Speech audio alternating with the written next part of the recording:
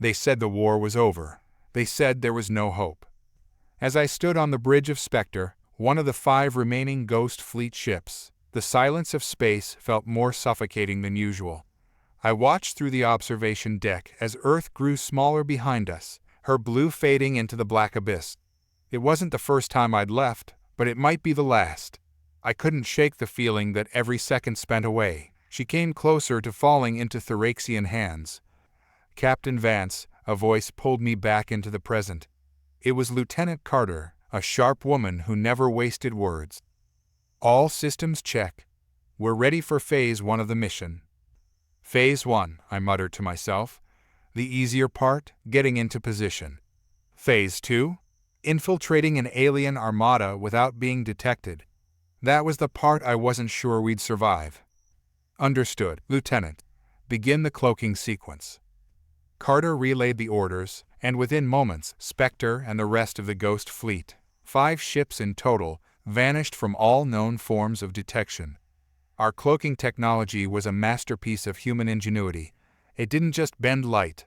It absorbed all known forms of electromagnetic radiation, rendering us practically invisible to the Thraxian sensors. It was humanity's trump card, our last gambit. For a decade, the Thraxians had pounded us with brute force, obliterating our fleets and turning our colonies to ash. They were faster, stronger, and had numbers we couldn't comprehend. We only had one advantage, their arrogance. They saw humans as nothing more than pests, and pests don't develop weapons that turn the tide. All cloaked, Carter confirmed, her voice steady. Fleet is in formation. I nodded, staring at the endless void. Somewhere, hidden among the stars, was the Thraxian command ship, the Vernkel. If we could sabotage it, we could cripple their entire war effort. That was the plan: sneak in, disable their command ship, and give Earth a fighting chance. All right, I said, turning to face the crew, each of them veterans who'd been hardened by years of war. They didn't flinch, didn't hesitate. It's time. Helm, set course for the Vernkel. We're going to blindside this bastard. An hour later, we were deep in the heart of enemy territory, gliding silently between massive Thraxian warships. Through the viewports, their ominous forms loomed like leviathans, dwarfing anything humanity had ever built. Their sheer size was staggering, and yet we moved unseen among them like ghosts. Thraxian patrols at 7 o'clock, Carter said. They don't see us. I nodded. The Ghost Fleet had been designed for this, total invisibility. But I knew better than to feel safe. One mistake, one miscalculation, and we'd be vaporized before we even had time to react. Approaching the Vernkel, the helmsman reported. Estimated time to target, 10 minutes. Prepare the boarding team, I ordered. The real danger was about to begin. In the back of my mind, I couldn't shake the memories of what the Thraxians had done to our people. They weren't just conquerors, they were butchers. Entire cities razed to the ground, their inhabitants either enslaved or worse. They didn't negotiate. They didn't offer terms. They simply consumed. Captain, a new voice, calm yet urgent, came from the communications officer. I'm picking up strange energy fluctuations from the Vernkel. My gut tightened. Explain. It's unlike anything we've seen before, almost like they're scanning, but it's not targeting us directly. I exchanged a glance with Carter. Could they have detected us? Impossible. The stealth tech was flawless, or so we had been told. Stay sharp, I muttered. Maintain formation and keep us cloaked. We'll be within striking range soon. The tension on the bridge was palpable as we neared the Thraxian command ship. The plan was simple. In theory, our stealth team would board the Vernkel, plant explosives in critical systems, and cripple the ship from the inside. But nothing in war was ever that simple. As we closed the distance, the strange energy readings intensified. Then, without warning, the Vernkel shifted. Its massive engines flared to life, and it began to move. Captain, the target is accelerating, shouted the helmsman. Stay on course, I ordered, my heart pounding. We can't lose it now. But the Vernkel wasn't just accelerating. It was on the hunt. They said the war was over. They said there was no hope. As I stood on the bridge of Spectre, one of the 5 remaining Ghost Fleet ships, the silence of space felt more suffocating than usual. I watched through the observation deck as Earth grew smaller behind us, her blue fading into the black abyss. It wasn't the first time I'd left, but it might be the last. I couldn't shake the feeling that every second spent away, she came closer to falling into Thraxian hands. Captain Vance, a voice pulled me back into the present. It was Lieutenant Carter, a sharp woman who never wasted words. All systems check. We're ready for Phase 1 of the mission. Phase 1, I muttered to myself. The easier part, getting into position. Phase 2, infiltrating an alien armada without being detected. That was the part I wasn't sure we'd survive. Understood, Lieutenant. Begin the cloaking sequence. Carter relayed the orders, and within moments, Spectre and the rest of the Ghost Fleet, 5 ships in total, vanished from all known forms of detection. Our cloaking technology was a masterpiece of human ingenuity. It didn't just bend light. It absorbed all known forms of electromagnetic radiation, rendering us practically invisible to the Thraxian sensors. It was humanity's trump card, our last gambit. For a decade, the Thraxians had pounded us with brute force, obliterating our fleets and turning our colonies to ash. They were faster, stronger, and had numbers we couldn't comprehend. We only had one advantage, their arrogance. They saw humans as nothing more than pests, and pests don't develop weapons that turn the tide. All cloaked, Carter confirmed, her voice steady. Fleet is in formation. I nodded, staring at the endless void. Somewhere, hidden among the stars, was the Thraxian command ship, the Vernkel. If we could sabotage it, we could cripple their entire war effort. That was the plan: sneak in, disable their command ship, and give Earth a fighting chance. All right, I said, turning to face the crew, each of them veterans who'd been hardened by years of war. They didn't flinch, didn't hesitate. It's time. Helm, set course for the Vernkel. We're going to blindside this bastard. An hour later, we were deep in the heart of enemy territory, gliding silently between massive Thraxian warships. Through the viewports, their ominous forms loomed like leviathans, dwarfing anything humanity had ever built. Their sheer size was staggering, and yet we moved unseen among them like ghosts.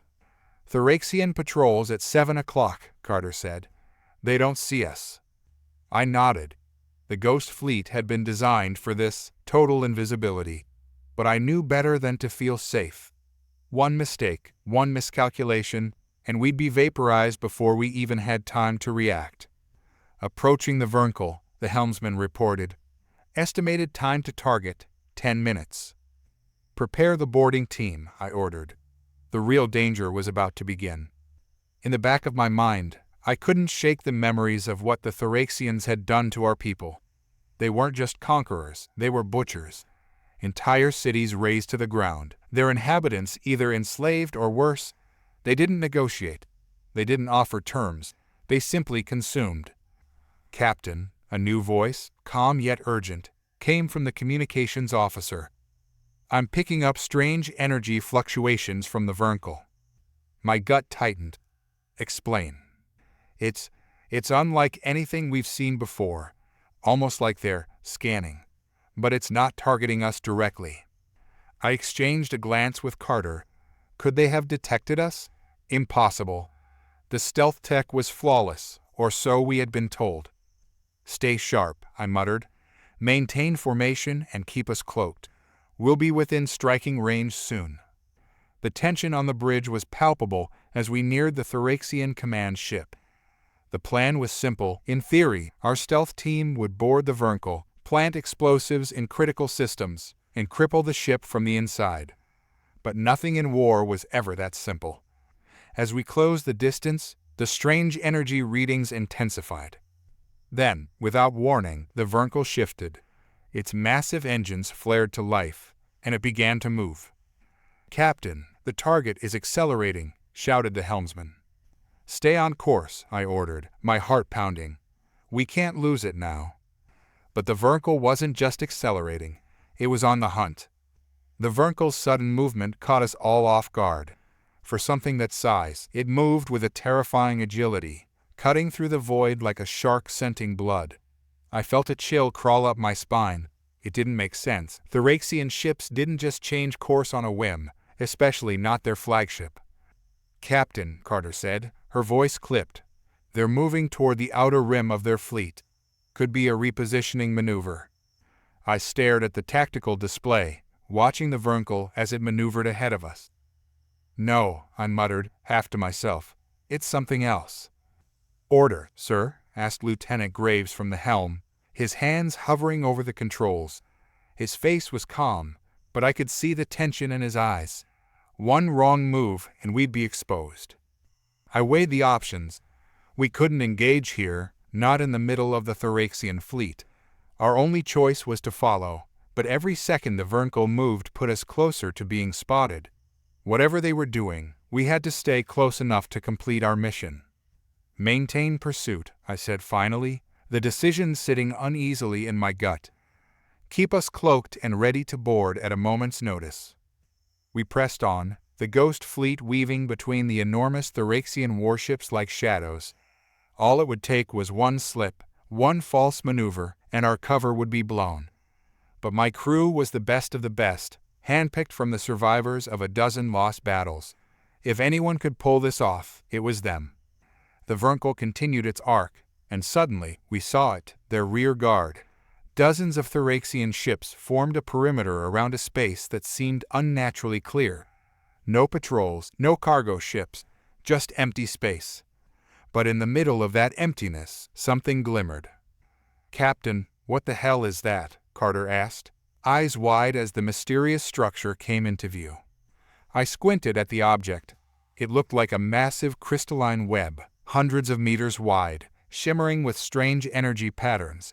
I'd never seen anything like it before, and if our intelligence was right, neither had anyone else. "It's not Thraxian tech," I muttered. "Or, at least, not anything we've encountered." "Some kind of superweapon?" Graves offered. "Maybe a planetary disruptor or—" "No." I cut him off, my mind racing. If it was a weapon, they would have deployed it already. The Thraxians were brutal, but they didn't waste time flaunting their power. Whatever this thing was, it was new, and that made it dangerous. "Captain, new energy spike from the structure," said the comms officer, eyes glued to his console. It's scanning." A cold dread gripped my chest. Scanning for what? The answer came quicker than any of us expected. Lights on every panel blinked red as the Vernkel and the surrounding ships altered their course once again. "They're converging on our position," shouted Graves. "Captain, I think they know we're here." "Impossible," Carter hissed.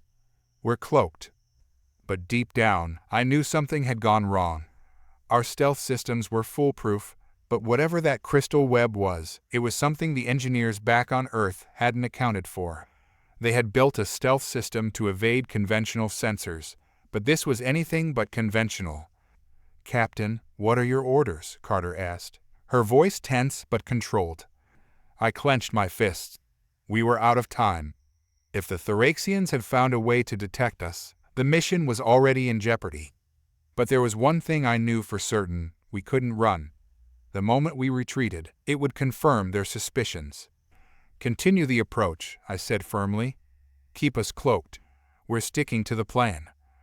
"But sir," Graves began, but I cut him off with a sharp look. "We're not leaving. Not yet." The crew fell silent, focused on their tasks as we closed in on the Vernkel once more. The alien ships moved like wolves circling prey, but they hadn't attacked. Not yet. I turned to Carter. "Prepare the boarding team. We might have to board hot." "Captain," she said, quickly relaying the orders. Minutes later, the first boarding party was suited up, ready to go. Among them was Lieutenant Hale, a quiet man but deadly efficient in combat. He'd been with me through some of the toughest missions, and I trusted him to lead this operation. "Captain," he said over the comm, "we're ready. Just give the word." I hesitated for just a second, my eyes flicking between the mysterious web structure and the Thraxian ships converging around us. This was going to be the riskiest mission of my career, maybe the riskiest mission anyone had ever undertaken. "Board now," I ordered, my voice steady. "Take the fight to them."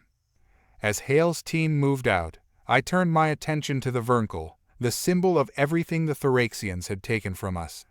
The mission had changed. This wasn't just about disabling their command ship anymore. This was about survival. For all of humanity. "Boarding team away," Carter said, her voice tense but steady. "We've got 10 minutes before they breach the hull of the Vernkel." "Let's hope 10 minutes is all they need," I said, staring at the growing storm of alien ships swirling around us. Something in my gut told me we were in for a fight. But if humanity was going down, we'd make sure the Thoraxians felt the cost. The Ghost Fleet was about to live up to its name. The boarding team slipped through the dark vacuum, their suits melding into the endless blackness of space as they approached the hull of the Vernkel. Watching their progress on the tactical screen, I couldn't help but feel a knot tighten in my stomach. The Vernkel was no ordinary ship. It was the beating heart of the Thoraxian war machine, their command center, and the backbone of their invasion force. If they caught even a glimpse of our soldiers breaching their hull, it would all be over. "Captain, boarding team is nearing the entry point," Carter said, keeping her voice even, though I could see the tension in her eyes. "Good," I replied, though I didn't feel the confidence I was trying to project. Every second counted now, and the Thoraxians were getting closer to discovering us. The only thing that kept me sane was knowing Hale was out there, leading the charge. He'd always gotten us through the worst before. "Captain Vance, we've got movement," Lieutenant Graves spoke up from his station. "2 more Thoraxian destroyers breaking formation. They're heading straight toward our position." "Damn it," I muttered. "Carter, do we have any readings on what that crystal structure is doing?" "Still nothing definitive," she said, shaking her head as her fingers danced over the console. "But whatever it's doing, it's definitely not passive. The energy signatures are fluctuating more rapidly than before." I bit my lip, my mind racing through the possibilities. The Thoraxians had always been brutal, but they weren't known for advanced detection systems, at least not on this level. The fact that they had a device capable of revealing us now, after we'd spent so long perfecting our stealth technology, felt like the cruelest irony. "Time until the destroyers reach us?" I asked Graves, not bothering to hide the urgency in my voice. "About 5 minutes," he responded. "They're moving slow, almost like they're searching. But we won't stay hidden forever." I took a deep breath. We still had time, barely. But the odds of getting out of this alive were shrinking fast. "Captain, the boarding team has reached the hull," Carter interrupted. "They're about to breach." I turned my focus back to the tactical display, watching as tiny blips marked Hale and his team at the base of the Vernkel's central command tower. The tower itself was an enormous, blackened structure rising from the back of the alien vessel, covered in strange, insect-like plating that shimmered ominously in the light of distant stars. "All right," I said, my voice low. "They're in position. Now, let's hope they can pull this off before the destroyers realize we're here." The sharp hiss of cutting torches filled the confined space of Lieutenant Hale's team as they made their first incision into the Vernkel's hull. The process was painstakingly slow, the Thoraxian alloy resisting even the strongest of human tools. But after several long minutes, the team broke through. Hale, his visor reflecting the dull glow of the molten edges, was the first to enter. His rifle at the ready, he descended into the dark passage that lay before them, scanning for any signs of life. But the Vernkel's interior was silent. Too silent. "Clear," Hale said, his voice a whisper in the comms. "Advance." The team followed him into the narrow corridor, their suits casting muted shadows along the smooth, organic-looking walls of the ship. The interior of the Vernkel was unlike anything human engineers could have dreamed up. Its surfaces were a mixture of sleek metal and what looked like living tissue, pulsating softly with an eerie, green light. "What the hell is this place?" muttered Corporal Novak, one of Hale's more experienced operatives, as he surveyed the walls.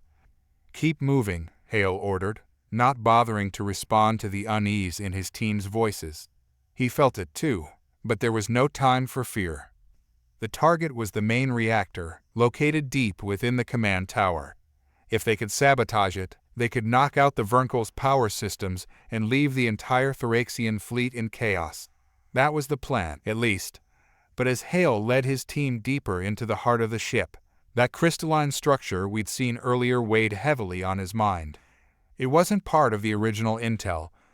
As they rounded another corner, they finally encountered their first sign of resistance. A pair of Thraxian drones, insectoid and spider-like, scuttling across the walls in a pattern Hale had seen before. The drones moved with a purpose, patrolling the ship's interior in search of intruders. But they were mechanical, not organic, and that meant they were vulnerable. "Take them out," Hale ordered quietly, signaling to his team. With practiced precision, 2 of his soldiers took aim and fired silenced shots from their pulse rifles. The drones exploded in a shower of sparks and metallic debris, their sensors flickering out as they collapsed to the ground. "Proceed," Hale said, motioning the team forward. They were getting close now. The reactor wasn't far, and the sooner they reached it, the sooner they could cripple this damn ship. Meanwhile, back on the Spectre, the tension was rising as the Thraxian destroyers grew closer. "Captain, we've got less than 2 minutes," Graves warned. "They're closing fast." "Carter, any updates on that structure?" I asked again, desperation creeping into my voice. I needed answers, but the tactical display wasn't telling me anything new. "Still nothing conclusive," Carter said, her frustration evident. "It's emitting energy in strange, unpredictable patterns. I've never seen anything like it." "That makes 2 of us," I muttered, my hands gripping the edge of the console. "Prepare to fire up the decoys. If they get too close, we'll give them something to chase." Just as the words left my mouth, the tactical display flashed red, an incoming alert from Hale's team. "Captain," Hale's voice crackled over the comms, filled with static. "We've hit a problem. There's something wrong with the reactor." "What do you mean wrong?" I asked, dread washing over me. "The reactor isn't just a power source," Hale said, his voice tight. "It's connected to that damn crystal structure outside. I think the structure's part of a failsafe. If we take out the reactor, it might trigger something we can't stop." I felt my heart drop. "Do you think it's a trap?" "It's worse than that," Hale replied, his tone grim. "It's a kill switch for the whole fleet." The implications hit me like a sledgehammer. If that structure detonated, it wouldn't just take out the Vernkel. It would wipe out the Ghost Fleet, and maybe even Earth itself. The Thraxians had created a doomsday weapon, and we were standing right in the middle of it. "What's the plan, Hale?" I asked, my voice suddenly dry. There was a long pause, the kind that always precedes impossible decisions. Finally, Hale spoke, his voice calm despite the storm around us. "We disable the failsafe." Time was running out. Hale and his team had to find a way to shut down the crystalline structure before it triggered the entire Thraxian fleet's destruction sequence. The destroyers were closing in on our position, and if we couldn't finish the mission soon, the consequences would be catastrophic. "Captain," Carter said, her voice barely above a whisper, "they're almost here." "Hold the line," I replied, watching as Hale and his team moved deeper into the belly of the beast. For the first time in years, I wasn't sure we were going to make it out alive. The Thraxian destroyers were practically on top of us now. Every second felt like a hammer blow, the tension in the command center tightening with each passing moment. Carter and Graves worked feverishly at their stations, trying to maintain our cloaked position while monitoring the alien ships that were converging on our location. "Decoys are ready, Captain," Graves said, his voice calm, but his fingers moving rapidly across the console. "Just say the word." I nodded, but my mind was still on Hale and his team. Disabling the Thraxian reactor and crystal structure had always been a long shot, but I hadn't anticipated it being a suicide mission. If that failsafe detonated, it wouldn't just wipe out the Vernkel, it would take everything around it, possibly even ignite a chain reaction through the Thraxian fleet. And here we were, stuck right in the center. "Hold off on the decoys for now," I said, trying to buy us a little more time. "Let's see if Hale can pull this off before we throw everything into chaos." "Understood," Graves replied, but I could see the doubt in his eyes. The Thoraxians were hunting us now, sniffing out the ghost fleet's position like bloodhounds. They knew something was there, but our cloaking systems were still holding. For now. "Boarding team," I called through the comms. "Report. What's your status?" Static crackled over the line for a few tense seconds before Hale's voice came through, rough and strained. "We've reached the control center for the reactor," Hale said, his breathing heavy. "It's worse than we thought, Captain. The failsafe isn't just linked to the reactor, it's directly tied into their ship-wide network. If we try to disable it, it'll trigger an automatic defense mechanism. They've wired this entire ship like a nerve system." "Damn it," I muttered under my breath. "Is there any way to cut it off without setting off the failsafe?" "We're working on it," Hale replied, his voice low and grim. "But it's going to take time. The Thoraxians didn't design this thing to be disabled from the inside. We'll have to rewire the entire control system, and that's assuming the drones don't swarm us before we finish." "How long do you need?" I asked, even though I already knew the answer. Time was the one thing we didn't have. "At least 10 minutes, Hale responded after a brief pause. I felt a cold sweat break out across my brow. 10 minutes. The destroyers would be on us in less than 5. "Carter, set the decoys to launch on my command," I said, my voice firm. "Graves, prepare to engage evasive maneuvers. We're going to have to buy them that time." "Aye, sir," Graves replied, his hands dancing across the controls. I leaned back in my chair for a moment, feeling the weight of the situation crushing down on me. Every instinct screamed to retreat, to pull the ghost fleet back to safety before we were annihilated. But retreat wasn't an option anymore. Not when we were this close. "Captain," Carter said suddenly, her voice urgent. "I'm picking up a massive energy surge from that crystal structure." I turned my eyes to the tactical display, watching as the strange web-like structure outside the vertical began to pulse with an ominous green glow. Whatever it was doing, it was building up energy, and fast. "Can we jam it?" I asked, my mind racing. If that thing went off, it would fry every piece of tech in the vicinity. "Not with our current systems," Carter said, shaking her head. "It's broadcasting on a frequency we don't even have the ability to interfere with. But Captain, if this thing is tied into the failsafe, it could detonate the whole fleet," I finished for her. The realization hit like a punch to the gut. We were out of time.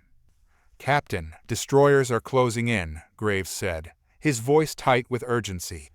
"We need to move now."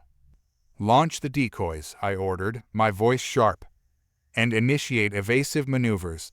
Keep us cloaked as long as possible." Graves hit a series of buttons, and on the tactical screen, a flurry of decoy signals erupted in all directions, mimicking the signature of human ships. Immediately, the Thoraxian destroyers reacted, shifting course to pursue the false leads. But it wouldn't last long. Once the destroyers realized the decoys were fake, they'd be right back on us. "That bought us a little time," Graves said, steering the Spectre through the maze of Thoraxian ships. "But not much." "Carter," I called, "get me a direct line to Hale." The static buzzed again before Hale's voice crackled through. "We're working as fast as we can, Captain," he said, his voice tight with concentration. "But this is more complicated than we expected. If we try to disable the failsafe without fully rewiring it, we could trigger it ourselves." "Understood," I replied, keeping my voice calm. "But we've got destroyers closing in on our position. We need this done now." There was a pause, and I could hear the faint sounds of machinery and hushed voices in the background as Hale and his team worked frantically. "We'll get it done," Hale finally said, his voice resolute. "Just give us the time." I clenched my fists, knowing that time was running out faster than I could control. Hale wiped the sweat from his brow inside his helmet, his hands moving with precision as he and Corporal Novak worked to rewire the control panel. The entire room buzzed with a low, eerie hum, the reactor pulsating ominously in the background. "This is insane," Novak muttered, his voice barely above a whisper. "One wrong move, and this whole thing could go up in flames." Hale grunted in response, his focus never wavering. He'd been in tight spots before, but this was different. He could feel the weight of every second ticking by, like a noose tightening around their necks. "Cut the primary circuit here," Hale ordered, pointing to a small, glowing node on the control panel. "We'll bypass the secondary security protocols and—" Before he could finish, the door to the room slid open with a hiss. A Thraxian warrior stepped in, its towering form backlit by the glowing green light of the reactor. Its mandibles clicked in a rhythmic pattern as its eyes locked onto the human intruders. Novak cursed under his breath, raising his weapon. But before either of them could fire, a second Thraxian appeared behind the first, followed by a third. The corridor outside was swarming with them. "Hale," Novak whispered urgently, his voice barely audible over the sound of his racing heartbeat. "I see them," Hale muttered, his eyes flicking between the control panel and the advancing aliens. "Finish the circuit. I'll cover you." Novak nodded, his hands trembling slightly as he returned to the delicate work of rewiring the failsafe. Hale raised his rifle, his pulse quickening as the first Thraxian stepped into the room. "Captain," Carter's voice broke through my thoughts, pulling me back to the present. "We've got a situation. The Thraxians have deployed additional forces. They're closing in on Hale's position." I swore under my breath. We were running out of options, and fast. "Graves, take us into a tighter orbit around the Vernkel," I ordered. "We'll provide cover if necessary. Carter, prepare to activate all remaining decoys. If Hale's team can't finish this, we're going to need an escape plan." "Understood," Carter replied, her fingers flying over the console. The Spectre moved smoothly through the dark void, slipping through the gaps in the Thraxian fleet like a phantom. But the walls were closing in. The destroyers had already started to realize the decoys were false, and the web of Thraxian ships was tightening around us like a snare. "Captain," Graves said, his voice tense, "we've got less than 2 minutes before we're boxed in." "Keep us steady," I said, my voice hard as steel. "We're not leaving without our people." I watched the tactical display, my heart pounding in my chest. Hale's team was so close, just a few more minutes, and they could disarm the failsafe. But those few minutes felt like an eternity as the Thraxian fleet bore down on us. "Come on, Hale," I whispered under my breath. "Come on." Hale squeezed the trigger, the sharp crack of his rifle echoing through the chamber as the first Thraxian warrior fell. But there were more, too many more. "Novak, how's it going?" he shouted, not taking his eyes off the advancing aliens. "Almost there," Novak yelled back, his hands flying over the control panel. "Just another minute." "We don't have a minute," Hale barked, firing off another shot. Hale was running out of time. The Thraxians kept coming, relentless in their advance. He fired again, dropping another warrior, but they were closing in too fast. The scent of burning circuitry filled the air as Novak worked feverishly, his hands trembling with the pressure. Hale had seen a lot of desperate situations in his years of service, but this was on a whole new level. "Novak!" Hale shouted again, his voice rising above the noise of weapons fire and the buzzing reactor. "I need a miracle right about now." "I'm almost there," Novak shouted back, his fingers still flying across the controls. But Hale could hear the panic in his voice. The Thraxians were inches away from overwhelming them, and even if Novak could disable the failsafe, they still had to fight their way out of here.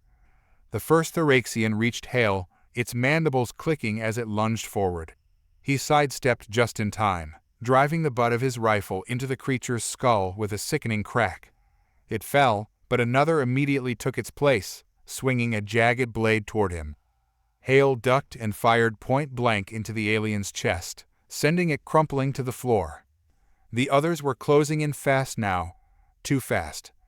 "Novak, now!" Hale yelled, desperation creeping into his voice. "Done!" Novak shouted triumphantly, Failsafe is disabled. Hale didn't hesitate. Fall back to the airlock, now. The two men sprinted from the reactor room, Hale covering their retreat as they raced down the narrow corridor. Behind them, the Thoraxians howled in frustration, their prey slipping through their claws. The ship shook violently as the power levels fluctuated without the failsafe to stabilize them. They had succeeded in disarming the failsafe, but now the Vernkel was becoming a ticking time bomb. "Captain," Hale called through the comms, breathing hard as they ran.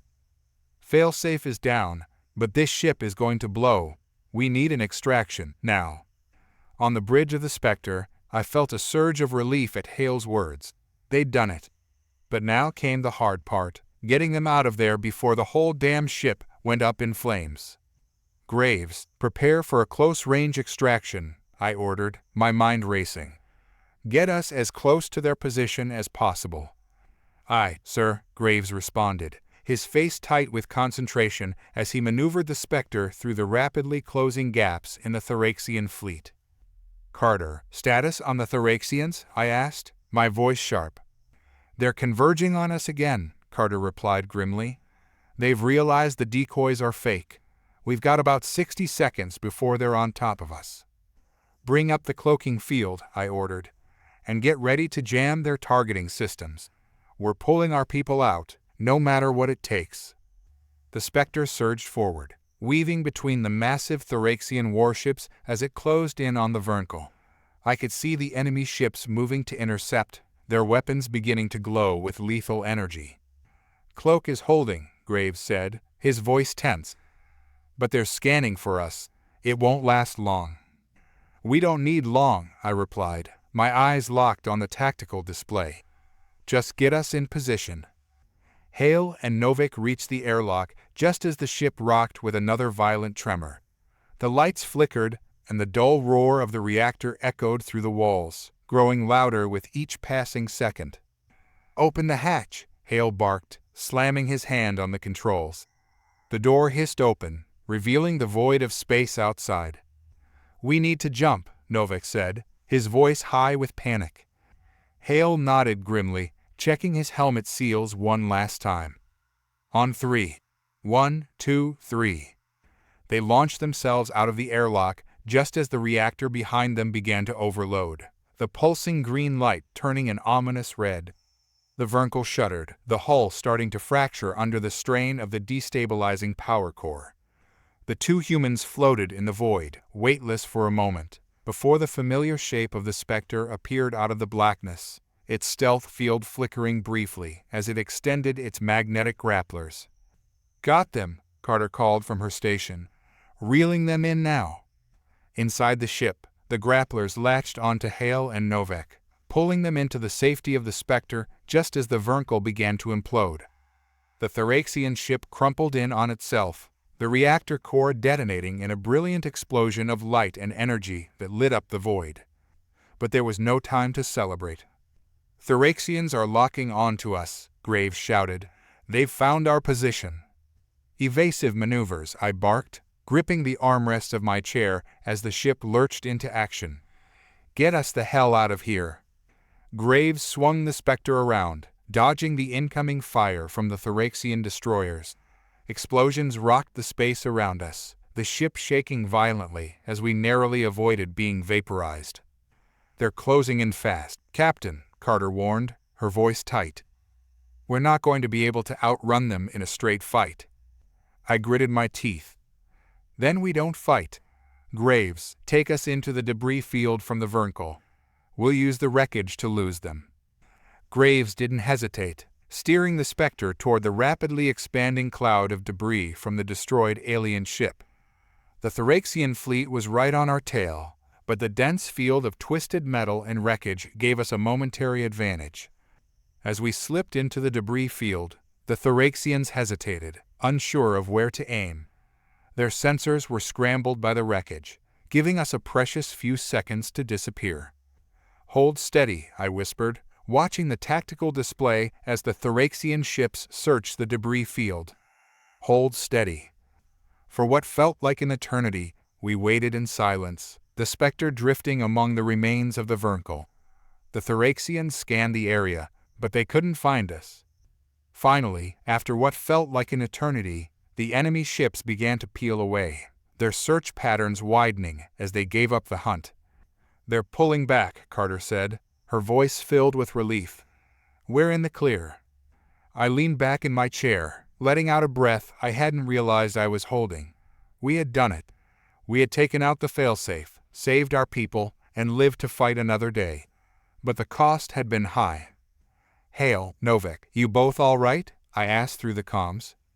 "Just another day at the office," Hale replied, his voice laced with exhaustion but tinged with a grim satisfaction.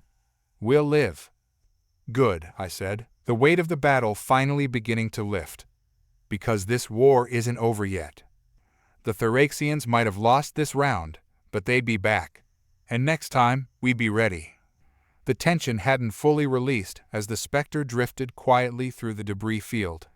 Even though the Thraxians had peeled away, everyone on board knew it was only a temporary reprieve.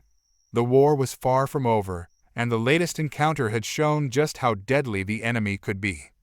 In the silence of the command deck, I stared at the holographic display, watching the remnants of the Vernkel slowly dissipate into the void. It was a haunting sight, the massive Thraxian ship now reduced to little more than floating wreckage and ionized gas. Yet, something about it gnawed at me. Something wasn't adding up. "Captain," Carter said softly, breaking the silence, "I've been running scans on the debris field. There's something odd about it." I turned to her, narrowing my eyes. "Odd how?" "It's the crystal structure," Carter replied, pulling up a separate display. "It didn't just disintegrate in the explosion. Most of it survived intact, and it's still giving off that strange energy signature." A chill ran down my spine. The crystal had been at the heart of everything. The Thraxians' entire fleet had seemed to revolve around it.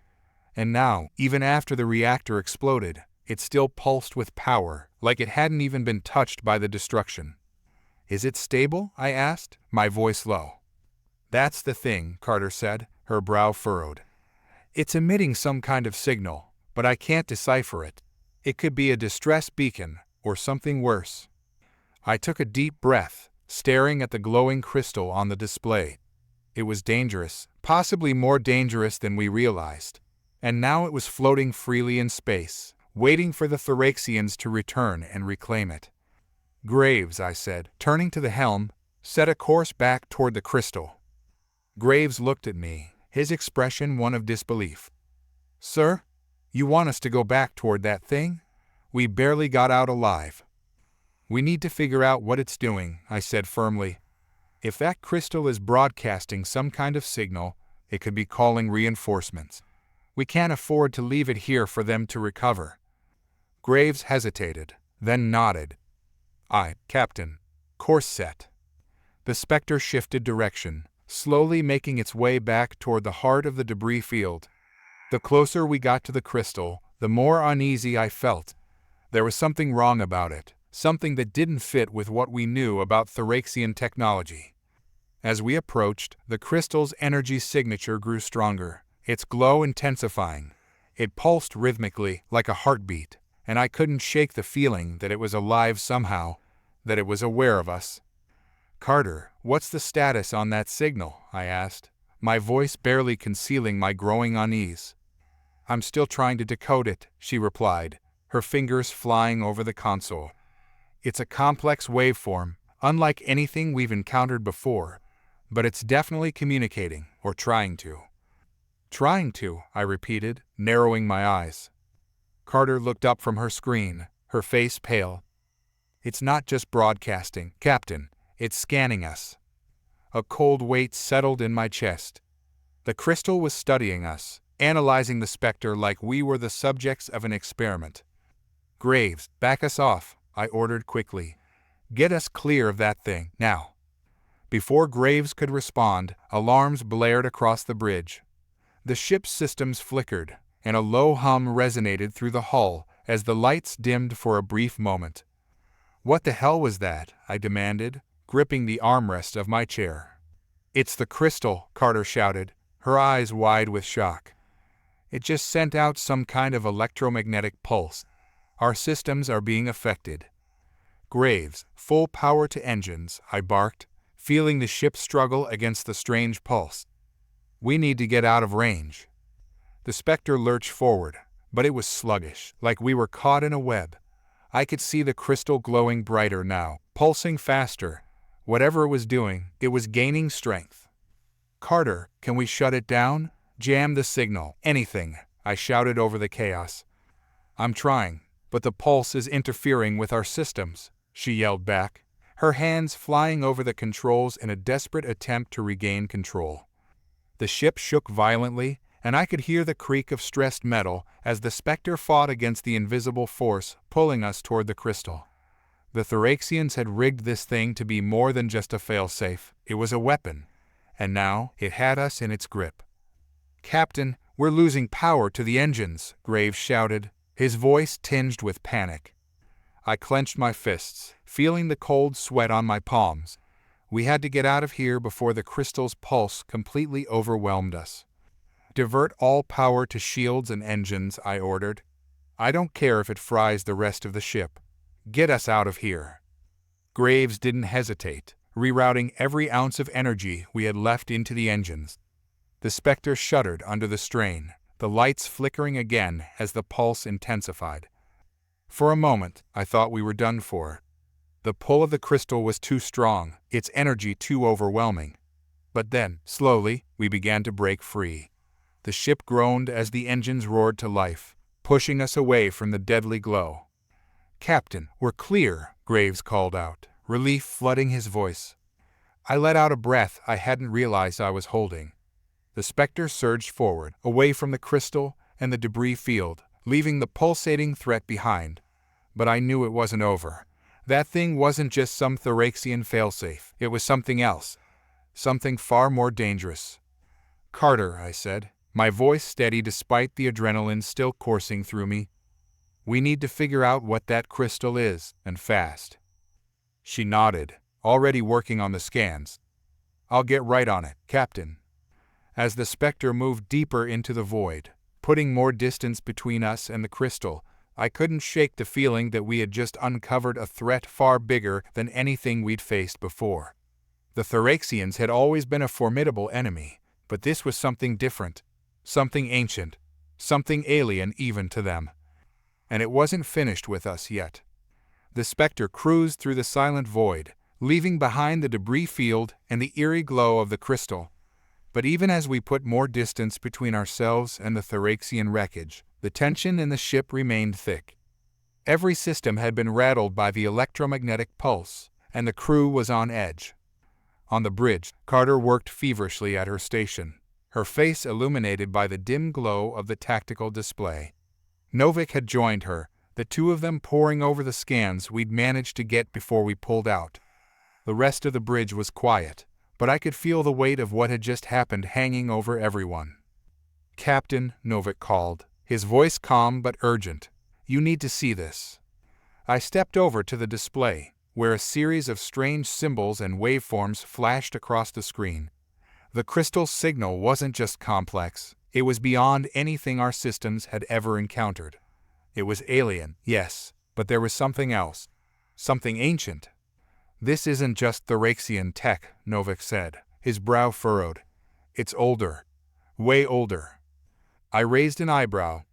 How old are we talking? Precursor level old, Novik replied, exchanging a look with Carter. We've seen traces of precursor artifacts before, but nothing like this. This crystal, it's like a living piece of their technology.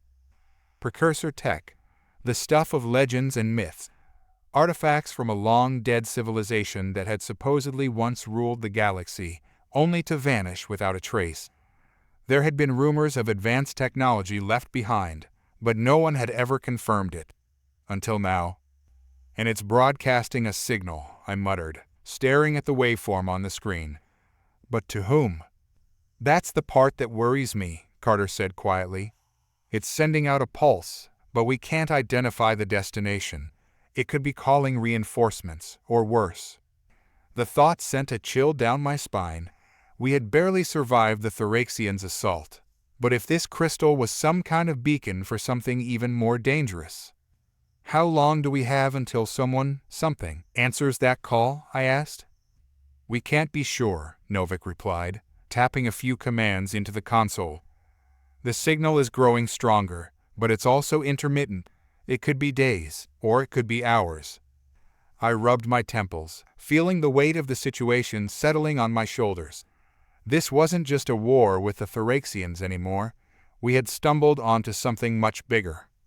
All right, I said, making a decision. We need to figure out what this crystal is and how to stop it before whatever's on the other end of that signal shows up. Carter, Novak, I want you both working on decoding that signal. See if there's any way we can track its origin or disrupt it.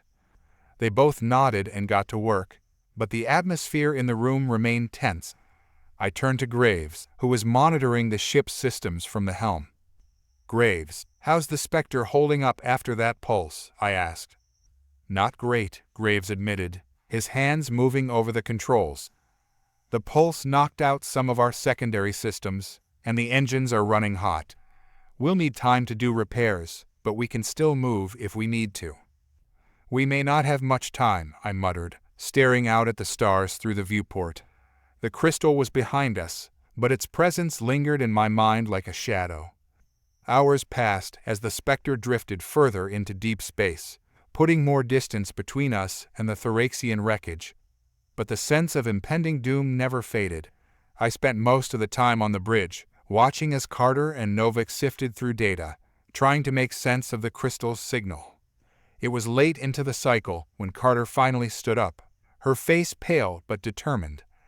Captain, she said quietly, I think we've cracked part of the signal. I straightened up. Go on. She tapped a few commands, bringing up a new set of symbols and waveforms.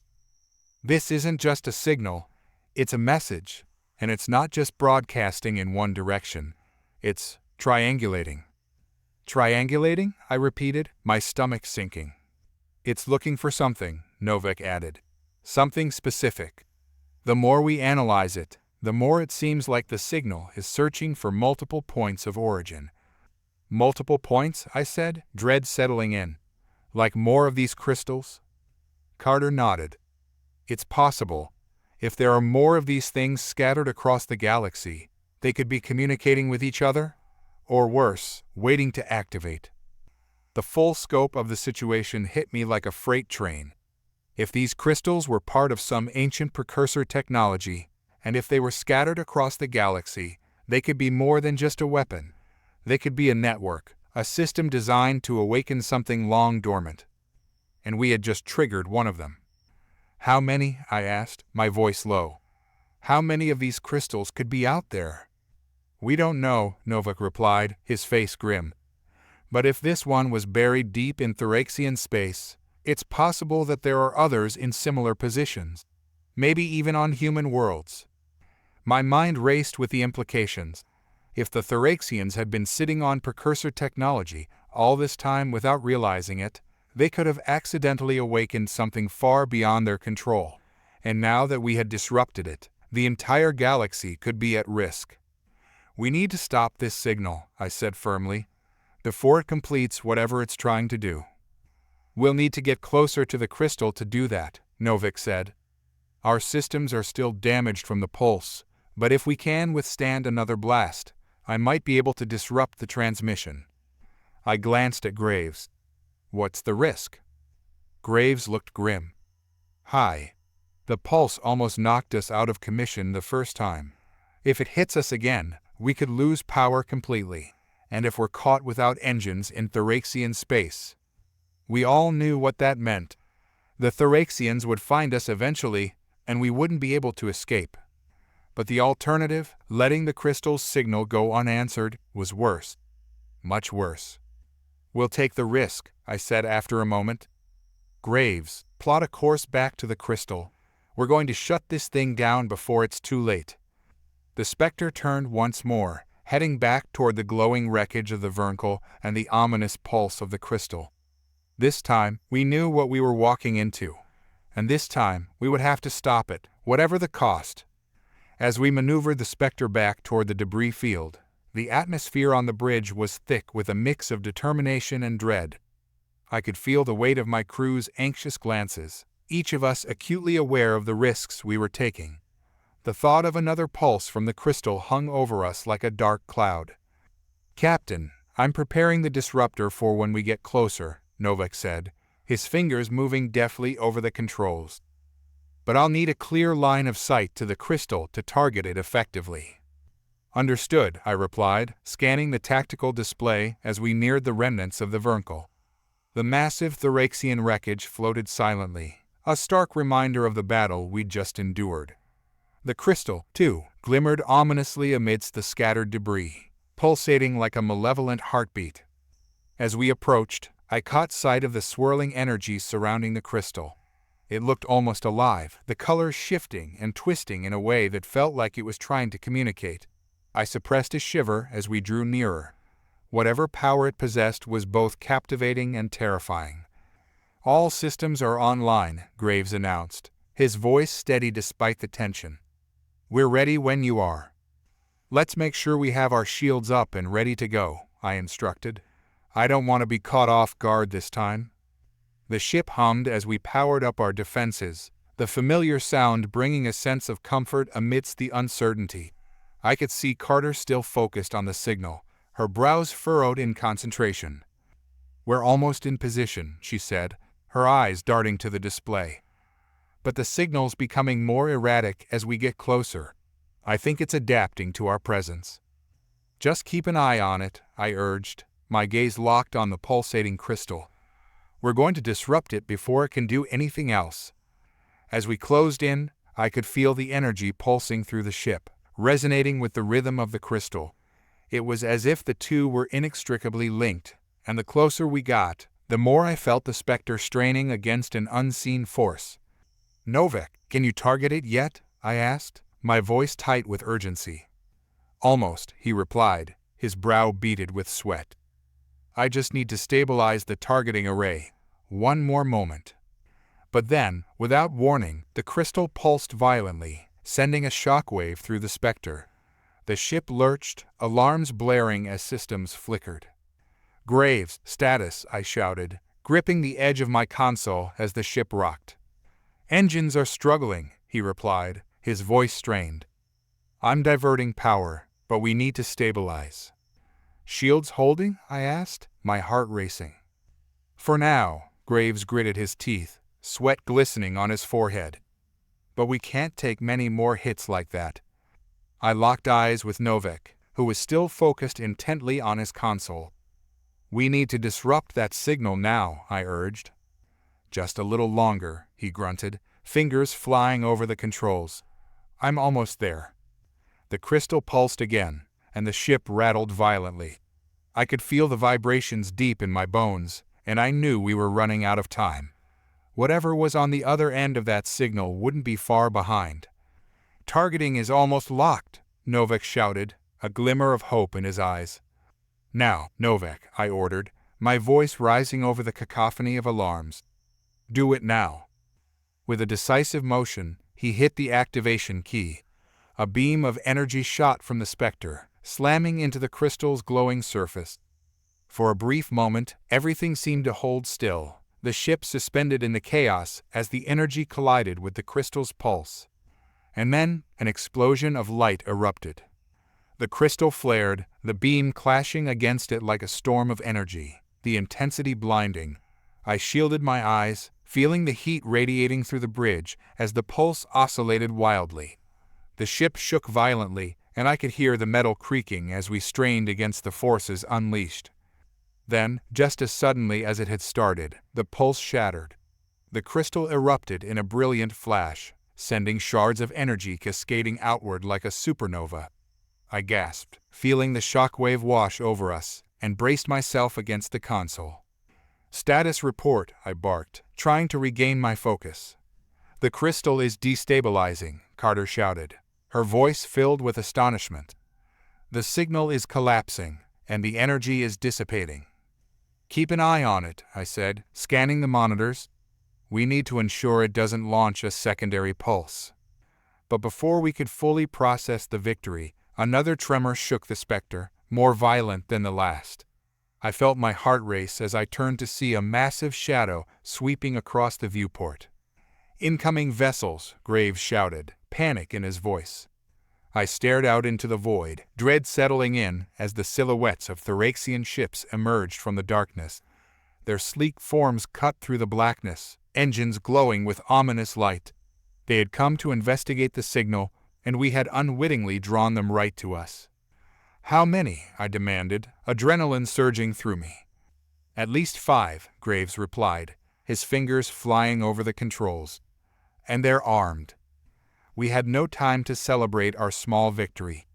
The Thraxians were here, and they wouldn't hesitate to eliminate us. "Divert all power to the engines," I shouted. "We need to get out of here before they realize what happened." Graves nodded, his focus shifting to the controls. "Powering up now, Captain."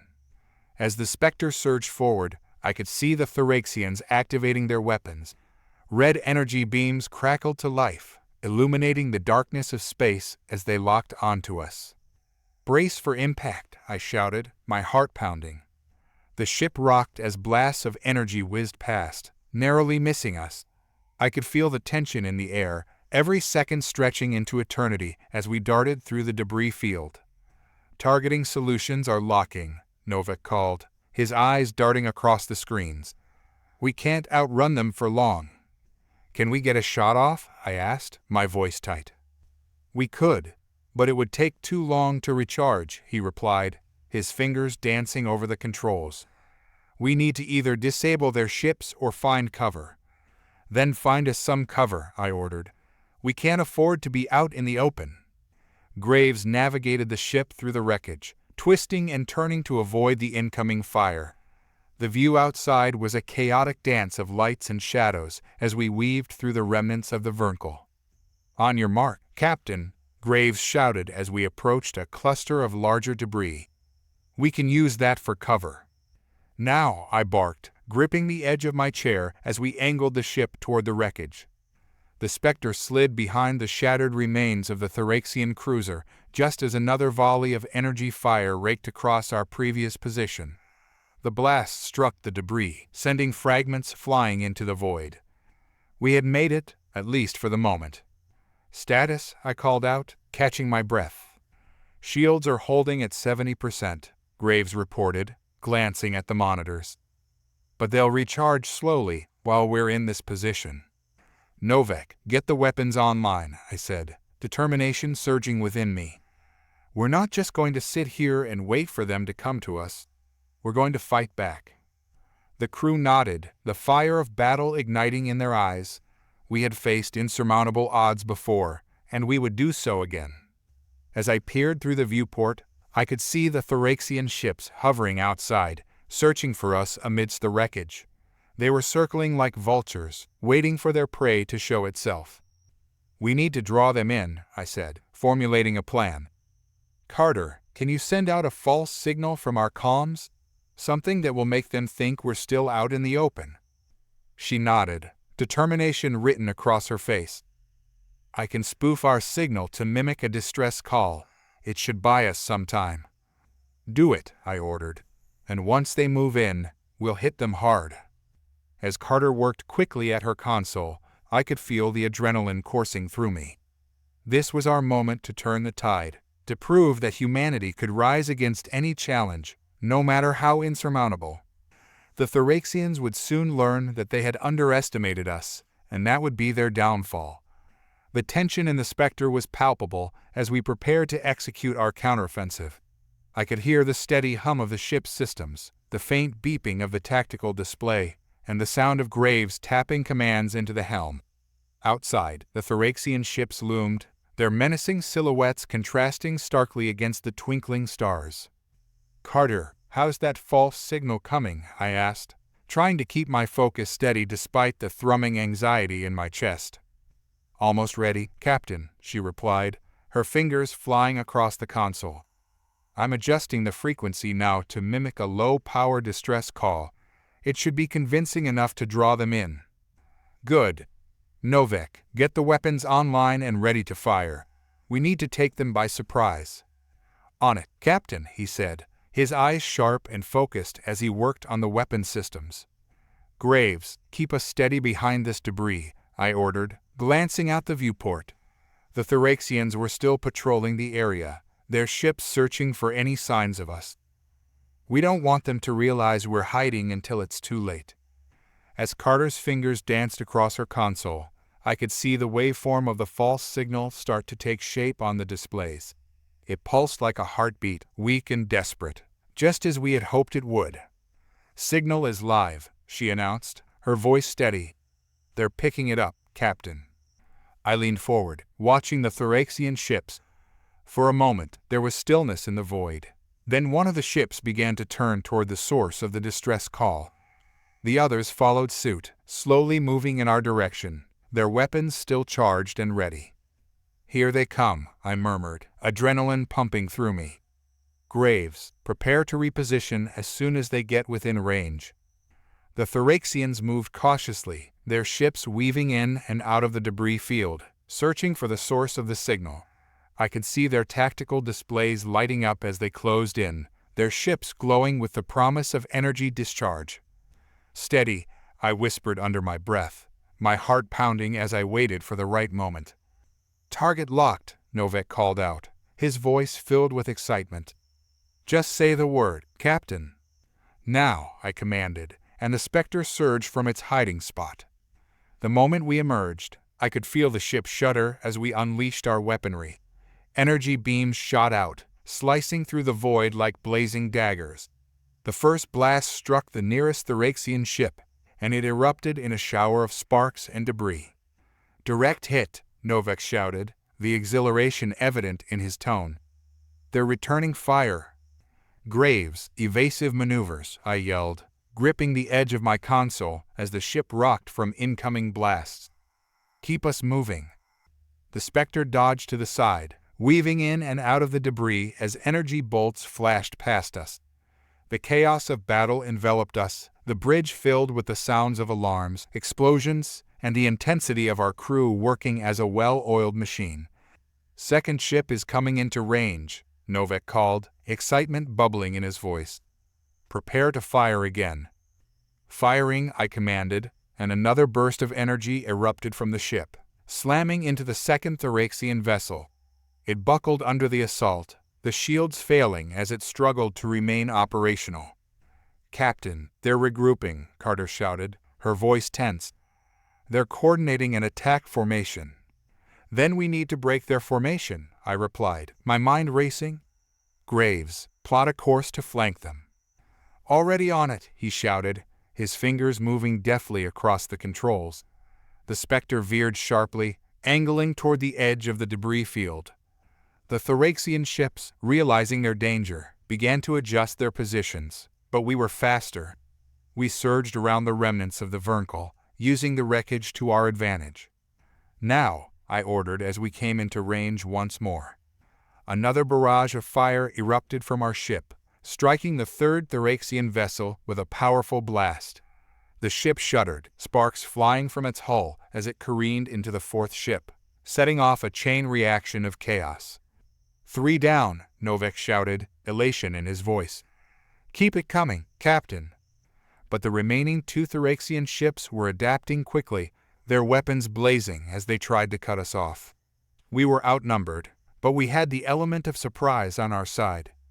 "Graves, can we hold them off?" I asked, sweat trickling down my forehead as I kept my eyes on the tactical display.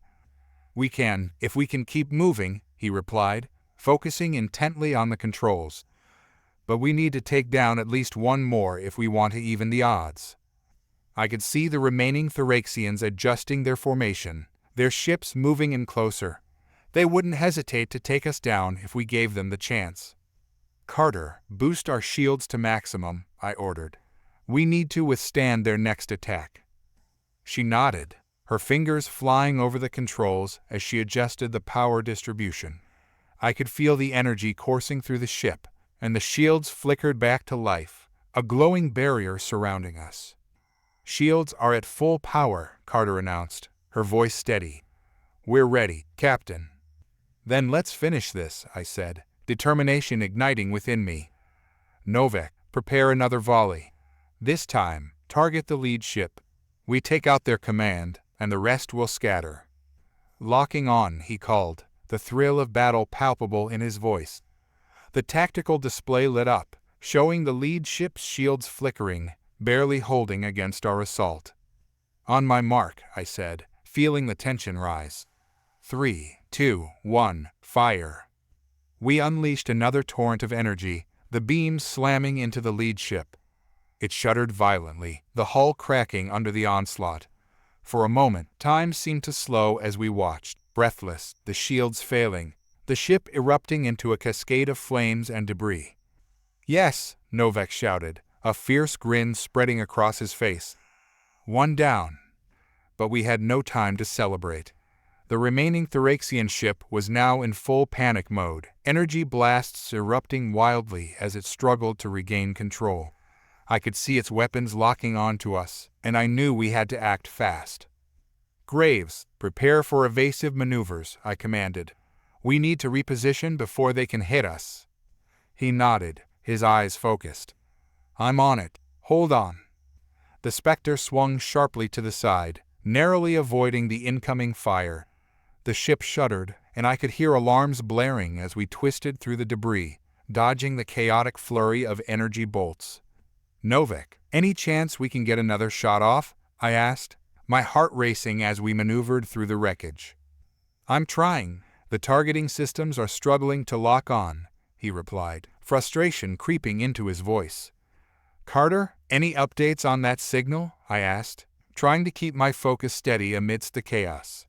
It's still down, Captain, but I can't guarantee how long, she shouted back. They could still call for reinforcements.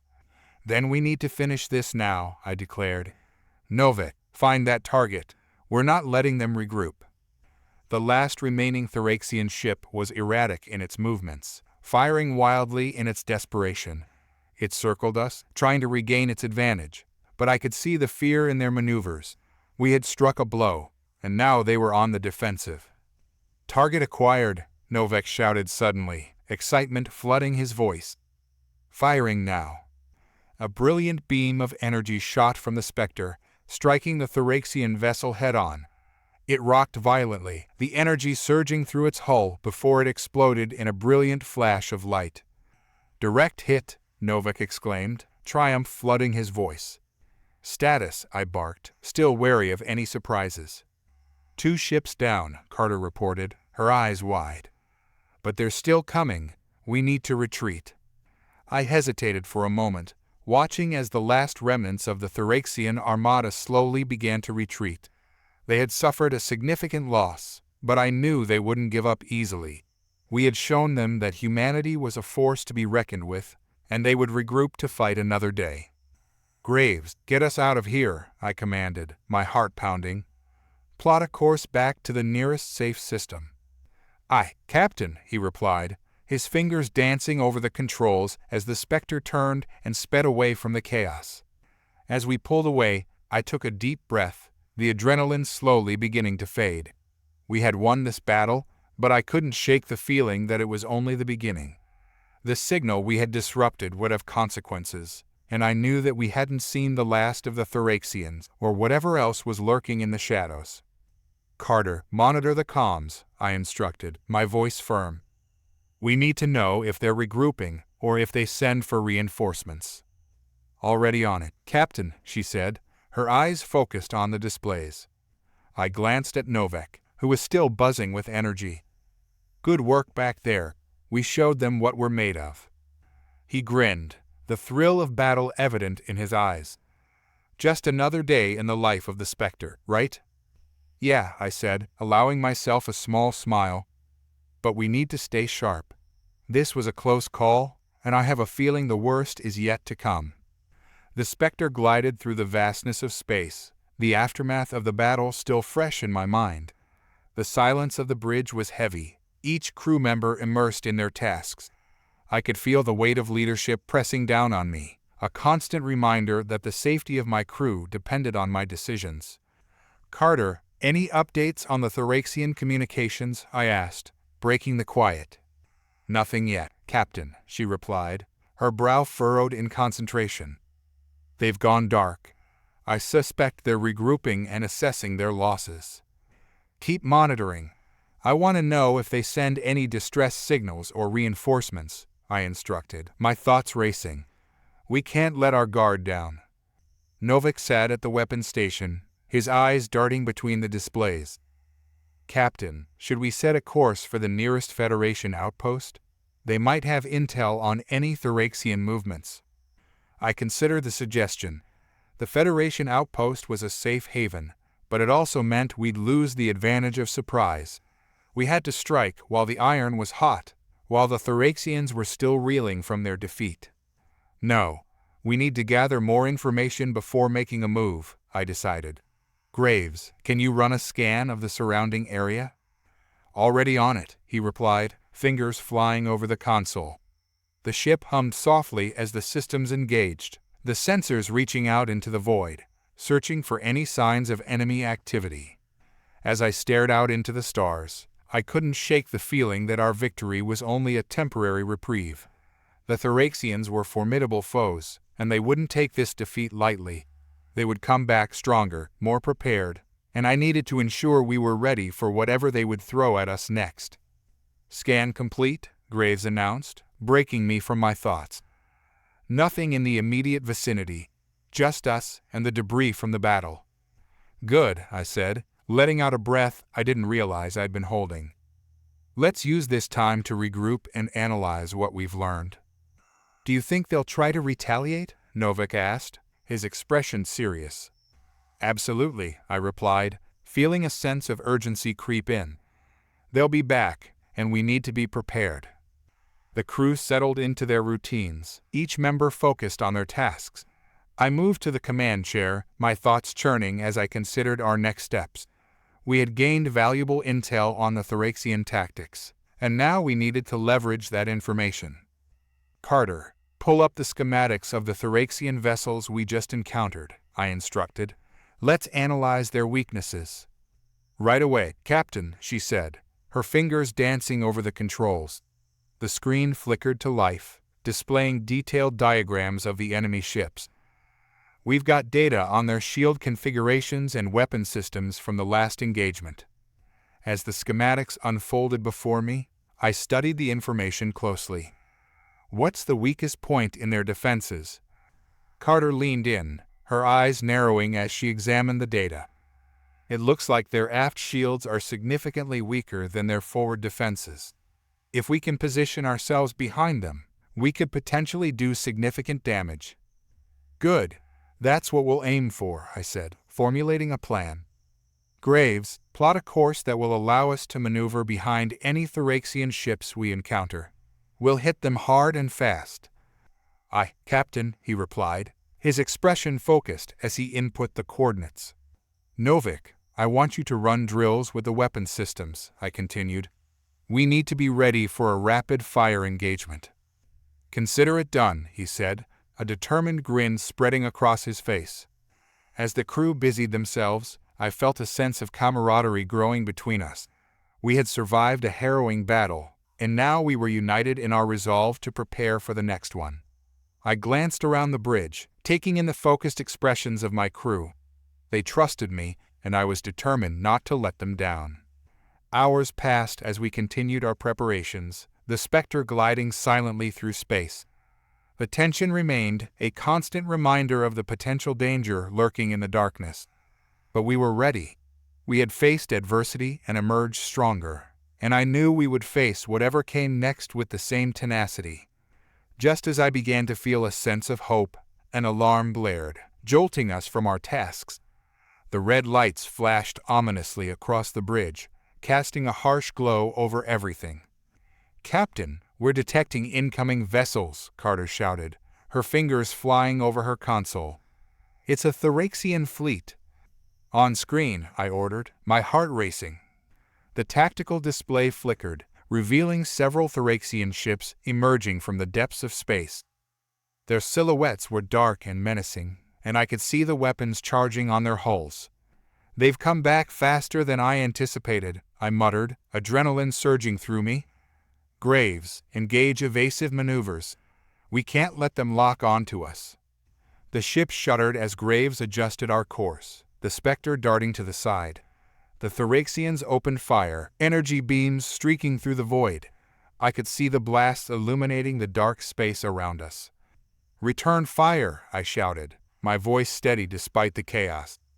"Target their lead ship." Novik's fingers moved swiftly, activating the weapon systems. "Firing now." The Spectre roared as our energy beams shot out, striking the lead Thraxian ship. It rocked under the assault, the shields flickering as we hit it again. But the Thraxians were relentless, returning fire with deadly accuracy. "Shields holding at 60%, Carter called out, her voice tense. "Graves, get us behind them," I commanded.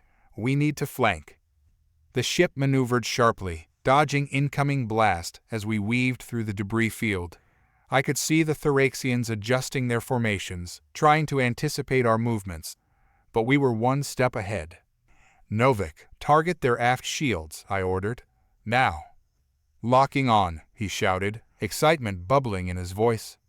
"Fire," I commanded, and we unleashed a barrage of energy, striking the vulnerable rear of the lead ship. It erupted in a spectacular explosion, debris scattering in all directions. "Direct hit," Novik cheered, but I knew we couldn't celebrate yet. The remaining ships were still coming. "Carter, status on their formations," I demanded. "2 more ships are attempting to flank us, Captain," she reported, her eyes scanning the tactical display. "They're moving in fast." "Graves, keep us moving," I ordered. "We need to stay unpredictable." The Spectre shuddered as we dodged another barrage of fire. The energy blast illuminated the darkness, the chaos of battle echoing in my ears. "Novik, prepare to fire again," I said, my heart racing. "Target the nearest ship." "Ready when you are," he shouted, his fingers poised over the controls. "Now," I commanded, and another wave of energy shot out, striking the second Thraxian ship. It rocked violently, the shields flickering before collapsing under our assault. "Another one down," Novik exclaimed, but the remaining ships were closing in. "We can't let them regroup," I shouted. "Carter, any chance of jamming their communications?" "Working on it," she replied, her fingers flying over the console. "If I can intercept their signals, we might be able to disrupt their coordination." "Do it," I commanded. "We need every advantage we can get." As she worked, I could see the remaining Thraxian ships adjusting their tactics, trying to anticipate our next move. They were smart, but we had the element of surprise on our side. "Captain, I'm ready to deploy the jamming signal," Carter announced, her voice steady despite the chaos. "Deploy it," I ordered. The Spectre shuddered as the jamming signal pulsed through the area. I watched as the Thraxian ships began to falter, their formations breaking apart in confusion. "Now's our chance," I shouted. "Novik, fire at will." We unleashed another barrage of energy, targeting the disoriented Thraxians. One by one, they began to fall, their ships exploding in brilliant flashes of light against the backdrop of space. "3 ships down," Novik cheered, his excitement infectious. But I knew we couldn't let up. There were still a few remaining ships, and they were regrouping. "Graves, keep us moving," I commanded, glancing at the tactical display. "We need to stay on the offensive." The Spectre danced through the debris, dodging incoming fire as we pressed our advantage. My heart raced as I watched the remaining Thraxians scrambling to regain control. "Carter, status on their shields," I demanded, my eyes focused on the display. "They're recharging, but they're still vulnerable," she replied, urgency in her voice. "Now's the time to strike." "Novik, target the next ship," I commanded, adrenaline pumping through me. "Fire." Our energy beams struck the remaining Thraxian ship, sending it careening into the void. The remaining vessels began to panic, and I could see them attempting to break formation and retreat. "Captain, they're pulling back," Carter shouted, a mixture of surprise and exhilaration in her voice. "Let them go," I said, a sense of satisfaction washing over me. "We've done enough damage for now." As the remaining ships vanished into the darkness, I let out a breath I hadn't realized I was holding. The battle was won, but I knew this was just the beginning. The Thraxians would come back, and next time, we needed to be ready. "Good work, team," I said, my voice steady. "Let's get the ship back on course and assess our damage." The crew nodded, their expressions a mix of relief and determination. We had faced the Thraxians again, and this time we had emerged victorious. But I couldn't shake the feeling that the war was far from over. "Prepare for repairs and a full analysis of our systems," I ordered. "We need to ensure the Spectre is ready for whatever comes next." As we settled into a rhythm of recovery and analysis, I felt a renewed sense of purpose. We were more than just survivors. We were fighters, and we would continue to protect our home against the encroaching darkness. With the echoes of battle fading into the depths of space, the Spectre hummed softly as the crew shifted into recovery mode. I stood on the bridge, gazing at the stars beyond the viewport, my mind racing with strategies and potential threats. Each flicker of light reminded me of the countless lives and battles we were yet to face. "Carter, how's our damage report?" I asked, my voice steady.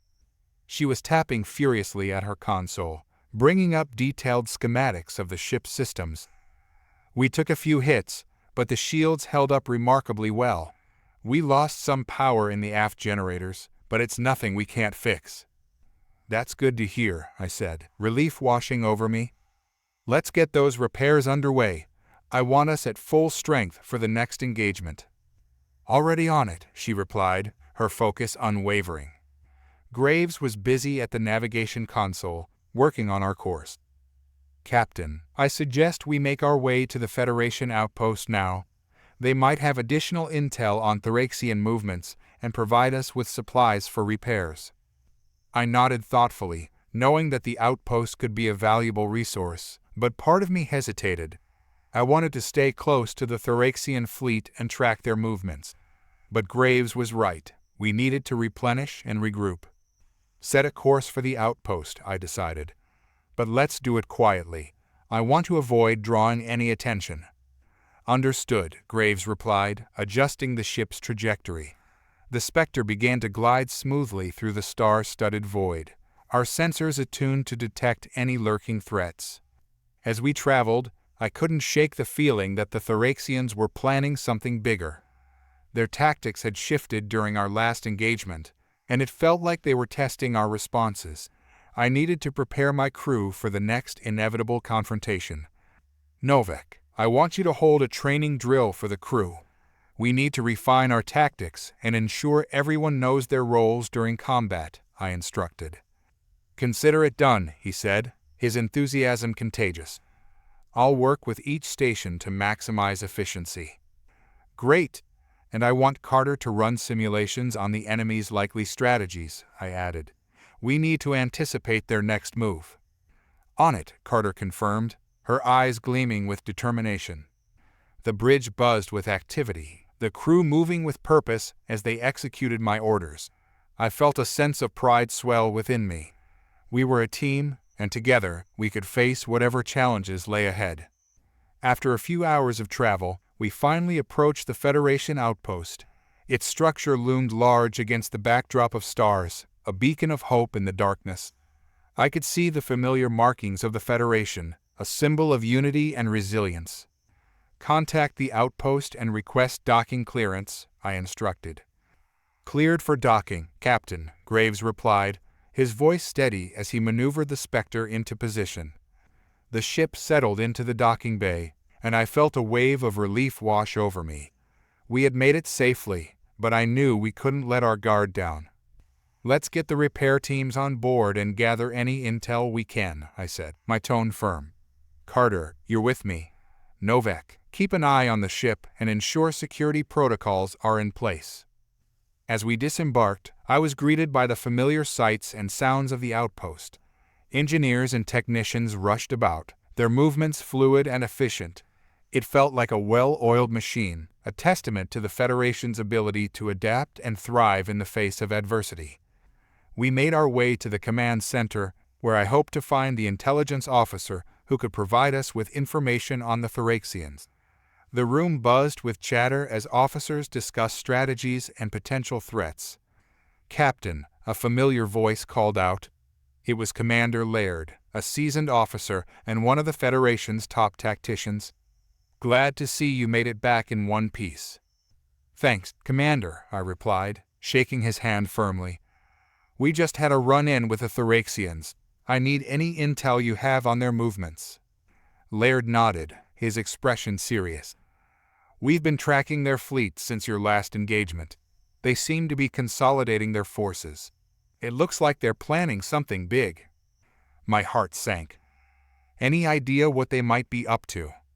"They're trying to adapt," Laird explained. "We believe they're developing new strategies based on your last engagement. They might attempt a coordinated strike against one of our key outposts." "Damn," I muttered, rubbing my temples in frustration. "We need to warn the others and prepare a counteroffensive." Laird's gaze was steady. "We're already mobilizing forces, but your insight would be invaluable. I'd like you to lead the charge from this outpost." I considered the weight of his words. "It won't be easy. They'll be expecting us to respond aggressively." "Which is why we need your knowledge of their tactics," Laird urged. "Your last engagement has given us the edge. You know how they think." I took a deep breath, feeling the pressure of responsibility settling over me. "All right, I'll do it. But I need full access to all available resources and personnel." "You'll have it," Laird assured me. "Let's get you briefed on the latest data." As we gathered around the tactical display, I felt a sense of purpose ignite within me. We had faced the Thoraxians before, and now we had a chance to strike back. We would not be caught off guard again. "Carter, I want you to analyze their fleet patterns," I instructed, focusing on the screen. "Look for any vulnerabilities we can exploit." "Right away, Captain," she replied, her fingers already flying over the controls. I could feel the energy in the room shift as we worked together, our minds aligning on a single goal: to protect our home and our people from the encroaching threat. We were humans, resilient and resourceful, and we would show the Thoraxians the strength of our resolve. "Novik, rally the crew and prepare them for a briefing," I said, glancing at the time. "We need to ensure everyone is on the same page." "On it, Captain," he said, excitement palpable in his voice. As the plans began to take shape, I felt a surge of determination. We were standing on the brink of a new chapter in this war, and we would face whatever challenges lay ahead with unwavering strength. After a thorough briefing and strategic discussions, we gathered our forces and set our plan into motion. The outpost became a hive of activity, a testament to our collective resolve. "All right, team," I said, addressing the assembled crew. "We've faced the Thoraxians before, and we've proven we can defeat them. But this time, we need to be smarter, faster, and more coordinated than ever. We will not let them take what's ours." Cheers erupted around the room, a chorus of voices rallying together in solidarity. We were ready for the challenge. "Let's get to work," I said, my voice ringing with confidence. As we moved into action, I felt the weight of responsibility settle on my shoulders. We were not just fighting for survival, we were fighting for our future, and I would do everything in my power to ensure that future was bright. With the adrenaline of our preparations coursing through me, I led the crew as we moved through the bustling corridors of the outpost. We were no longer just a crew on a ship. We were a unified force, ready to confront the Thoraxians with renewed determination. "Carter, what do you have on their fleet movements?" I asked as we made our way to the war room. She was already pulling up the data on her tablet, her brows furrowed in concentration. "I've analyzed their previous patterns and integrated the latest intel from the outpost. It appears they're regrouping near the Zather Nebula. It's a strategic location for them, providing cover and potential surprise advantages." "Then we'll have to disrupt their plans," I said, tapping my finger against my chin. "If we hit them before they can fully assemble, we might catch them off guard. I can develop a sequence of targeted strikes that will isolate their ships," Carter replied, her eyes lighting up with the possibilities. "We'll use the nebula to mask our approach." I nodded, impressed by her quick thinking. Excellent. Let's coordinate with Laird and finalize our strategy. We'll need every advantage we can get. As we entered the war room, I was struck by the sight of the massive holographic display. It showed a detailed map of the surrounding sector, with indicators highlighting both our position and that of the Thraxian fleet. "Commander Laird," I said, addressing the senior officer, "we have intel on the Thraxians regrouping near the Zathor Nebula. We propose a preemptive strike to disrupt their assembly." Laird nodded, folding his arms as he studied the display. "A solid plan, but we need to account for their potential defenses. The nebula could mask our approach, but they'll have scouts. If we're detected, we could face their entire fleet." "Then we need to move fast," I insisted. "If we can take out their scouting vessels first, it could provide us the cover we need to approach undetected."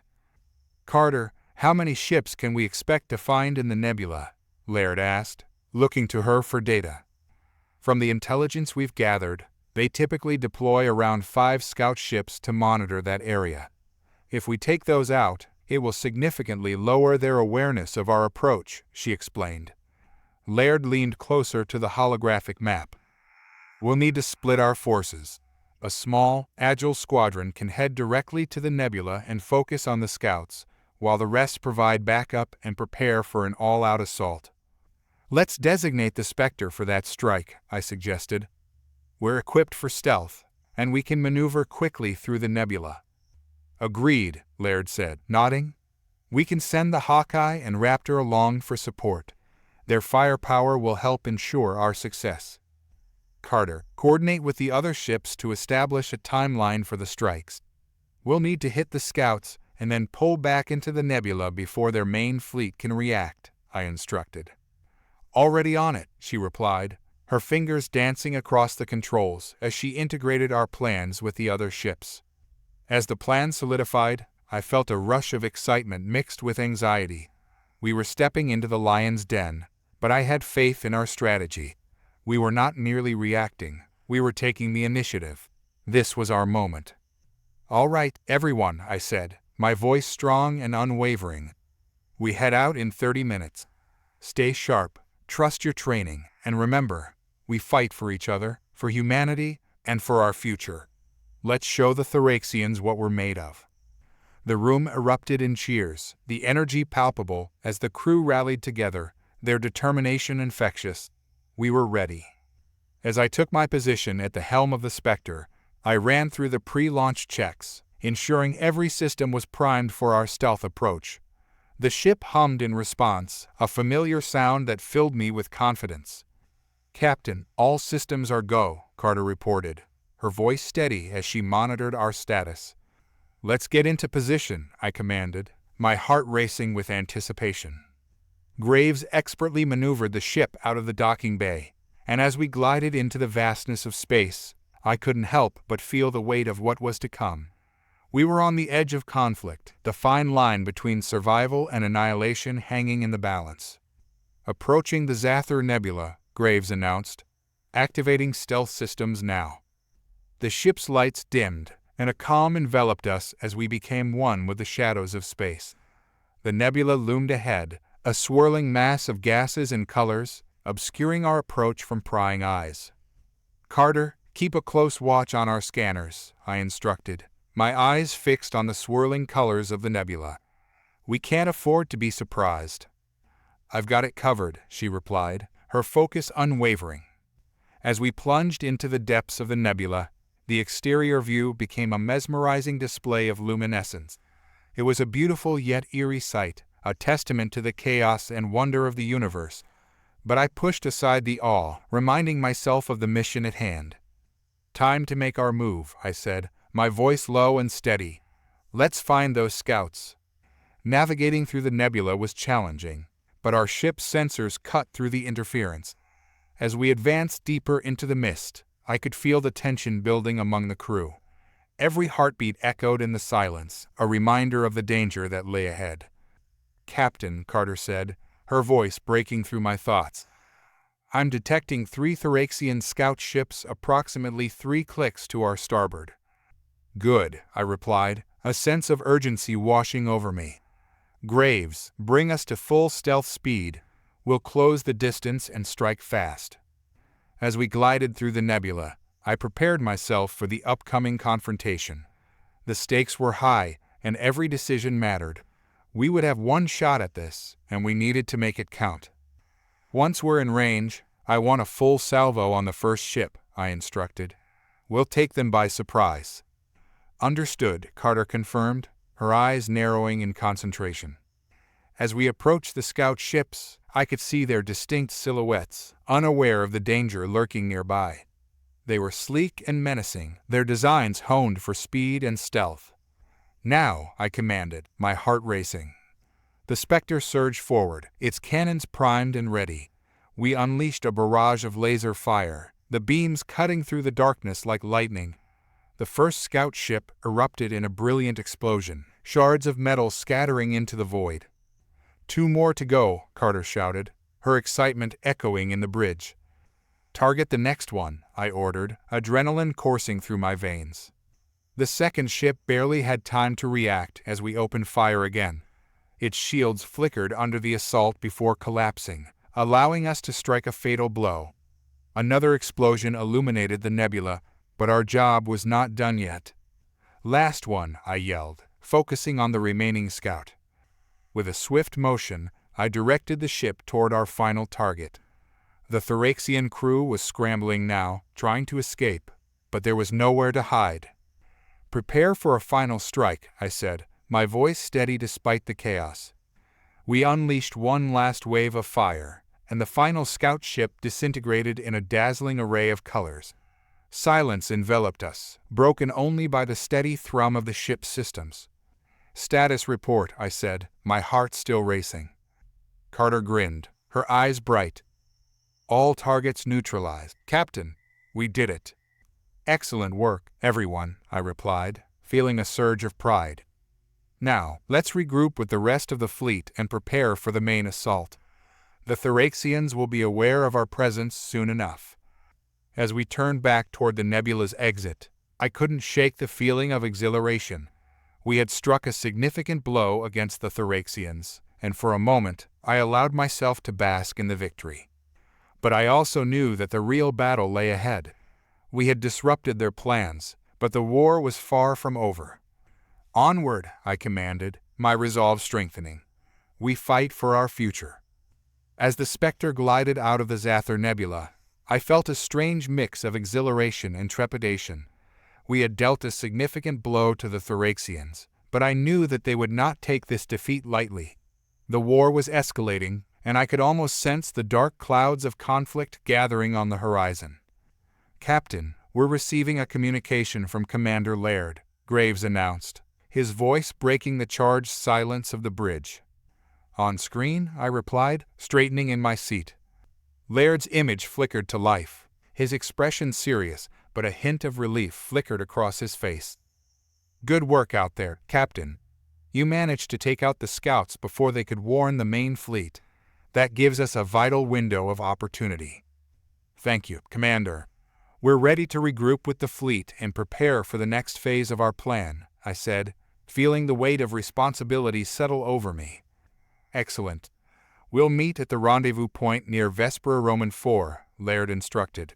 The Thoraxians will be in disarray, but we need to act fast before they can regroup. Understood. We'll be there, I confirmed, signaling to Graves to plot the course. As we set off toward the rendezvous point, I turned to Carter.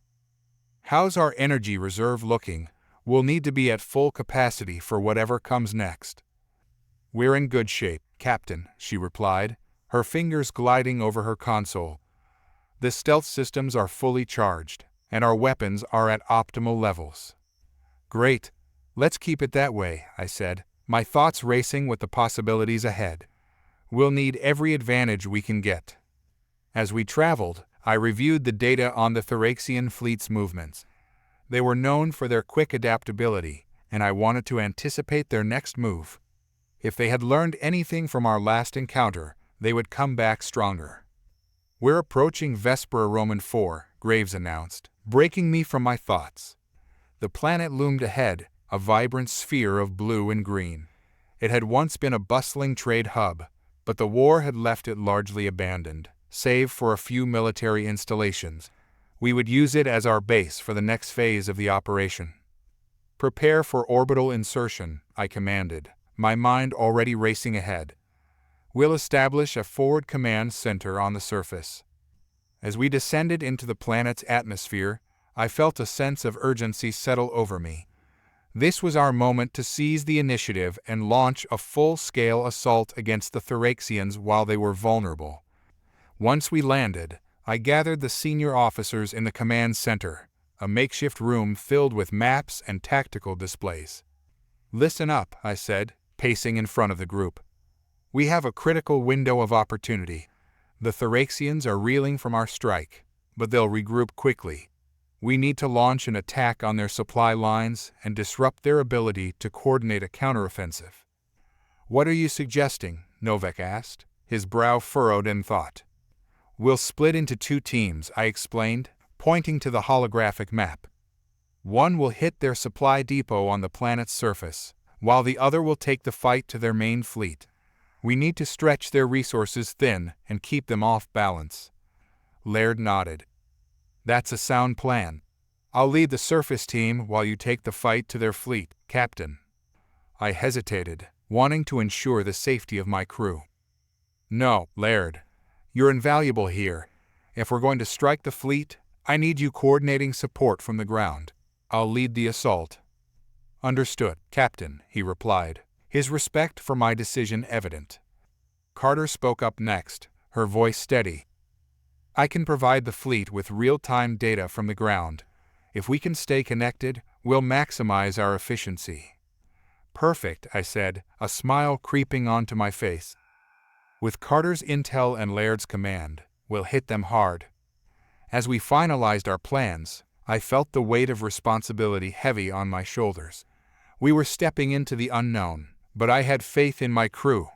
We were fighting for our future, and I would not let them down. After the briefing, I took a moment to gather my thoughts. The atmosphere in the command center was charged, each officer aware of the gravity of the situation. We were preparing for a battle that could change the course of the war. As we geared up for the operation, I glanced at each member of my crew. They were resolute, their determination echoing in the silence. I felt a sense of pride swell within me. Together, we were more than just a crew. We were a family, united against a common enemy. "Let's move out," I said, my voice steady. "We have a war to win." The surface of Vesper Roman 4 was a patchwork of lush greenery and remnants of old structures, a stark contrast to the chaos we were about to unleash. As we touched down near the supply depot, I felt a surge of anticipation. "All right, team," I said, looking at the squad assembled around me. "We'll move in quick and silent. Our objective is to disrupt their supply lines and gather any intel we can find. Let's make this clean." As we moved through the dense underbrush, the sounds of distant machinery echoed around us. I led the way, my senses heightened as we approached the depot. The structure loomed ahead, a stark reminder of the Thraxians' presence on this world. "Carter, can you give us eyes on the inside?" I asked, glancing back at her. "Already working on it," she replied, her fingers dancing over her tablet. "I'm hacking into their security feeds. It'll take a moment." "Just a moment is all we need," I replied, glancing around the perimeter for any potential threats. "Got it," she said, a smile breaking across her face. "They're not expecting us. I see at least 3 guards patrolling the area." "Then we take them out quietly," I instructed. "No alarms." The team moved into position, my heart racing as we approached our targets. We struck swiftly, incapacitating the guards before they could alert the others. "Let's breach the depot," I said, my voice low but firm. As we entered the facility, I was struck by the sight of crates stacked high, filled with supplies and equipment. It was a goldmine of resources that the Thraxians relied on. "Carter, can you scan these crates for intel?" I asked, my eyes scanning the room. "I'll get right on it," she replied, moving to the nearest crate and quickly accessing its data. I could feel the tension in the air as we moved through the facility. The longer we stayed, the higher the chance of discovery. But the information we could gather here could change everything. "Captain," Carter said, her voice suddenly tense. "I've found something. There's a communications log detailing their fleet movements." "Perfect. Download it," I ordered, my pulse quickening. This could give us the edge we needed. As she worked, I heard footsteps approaching. "We've got company," I whispered, signaling the team to prepare. "Get ready," I said, my heart pounding in my chest. As the door swung open, a group of Thraxian soldiers burst in, their weapons drawn. "Intruders," one of them shouted, and chaos erupted. "Engage," I commanded, adrenaline surging through me as we returned fire. The room exploded into a frenzy of energy and noise as we fought. My training kicked in as I moved fluidly, taking down enemies one by one. I could feel my crew moving alongside me, their resolve unshaken. "Carter, did you get the data?" I shouted over the din. "Almost there," she called back, her focus unwavering despite the chaos. Just as I took down the last soldier, I felt a sharp pain in my shoulder. I stumbled but quickly regained my footing, turning to see a Thraxian warrior who had managed to flank us. "Carter," I shouted, my heart racing. Without hesitation, she aimed her weapon and fired, hitting the soldier squarely in the chest. He collapsed, and I took a deep breath, my heart pounding from the near miss. "Data's secured," she exclaimed, a triumphant grin on her face. "Let's get out of here." With the information in hand, we made our way back to the exit, dodging debris and enemy fire. I could hear the alarms blaring around us, and my instincts screamed for us to move faster. "We need to regroup with Laird," I said, urgency flooding my voice. "Right behind you," Novik replied, covering our retreat as we dashed into the underbrush. We emerged into the cool air outside, the sounds of battle still ringing in our ears. I took a moment to catch my breath, my heart racing as we regrouped. "Everyone accounted for?" I asked, scanning the faces around me. "Here, Captain," Carter said, her expression determined. "We got what we came for." "Then let's move. We have to reach the ship before they can respond," I commanded, leading the way toward our extraction point. As we raced through the undergrowth, I couldn't help but feel a surge of adrenaline and hope. We had struck a significant blow against the Thraxians, and now we had the data to turn the tide in our favor.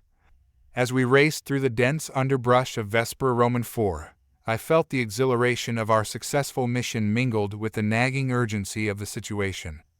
The Thraxians were bound to respond quickly.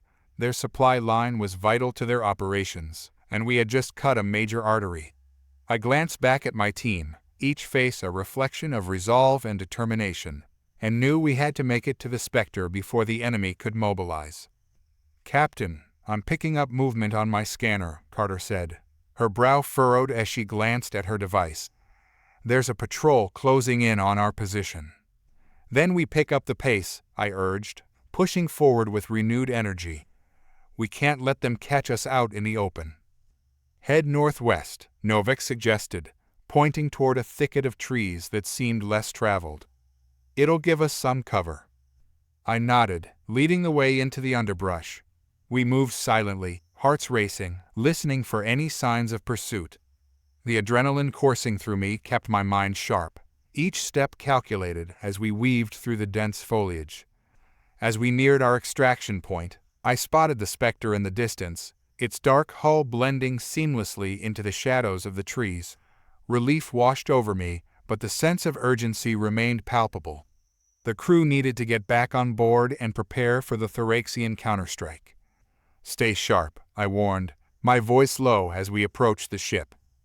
"We don't know how many patrols they have in the area." The landing ramp was down, and I could see the familiar figures of my crew waiting anxiously. Graves was the first to greet us, his expression a mixture of concern and eagerness. "Did you get the intel?" he asked as we boarded the ship. "More than we anticipated," I replied, motioning for Carter to bring up the data on the main screen. "We have detailed communications from their supply lines and information on their fleet movements." As the data streamed onto the screen, I watched as my crew huddled closer, eyes widening with the implications. "Captain, this could change everything," Carter said, her excitement evident. "If we can intercept their main supply routes, we could cripple their ability to sustain operations." I felt a surge of hope. Exactly. We need to analyze this data and formulate our next strike while the Thoraxians are still reeling. "Shall I alert Commander Laird?" Graves asked, ready to relay the information. "Do it," I said, turning my attention back to the screen. "We'll need the entire fleet on board for this next move." As Graves contacted Laird, I leaned in closer to the screen, studying the lines and connections that outlined the Thoraxian supply routes. Each line represented potential targets, weaknesses in their armor we could exploit. "Here," I said, pointing to a cluster of routes converging on a central depot. "If we hit this location, we could sever their supplies to two separate fleets." "Are we going in full force?" Novak asked, his tone serious. "Not yet," I replied, thinking through the strategy. "We'll need to do this in phases.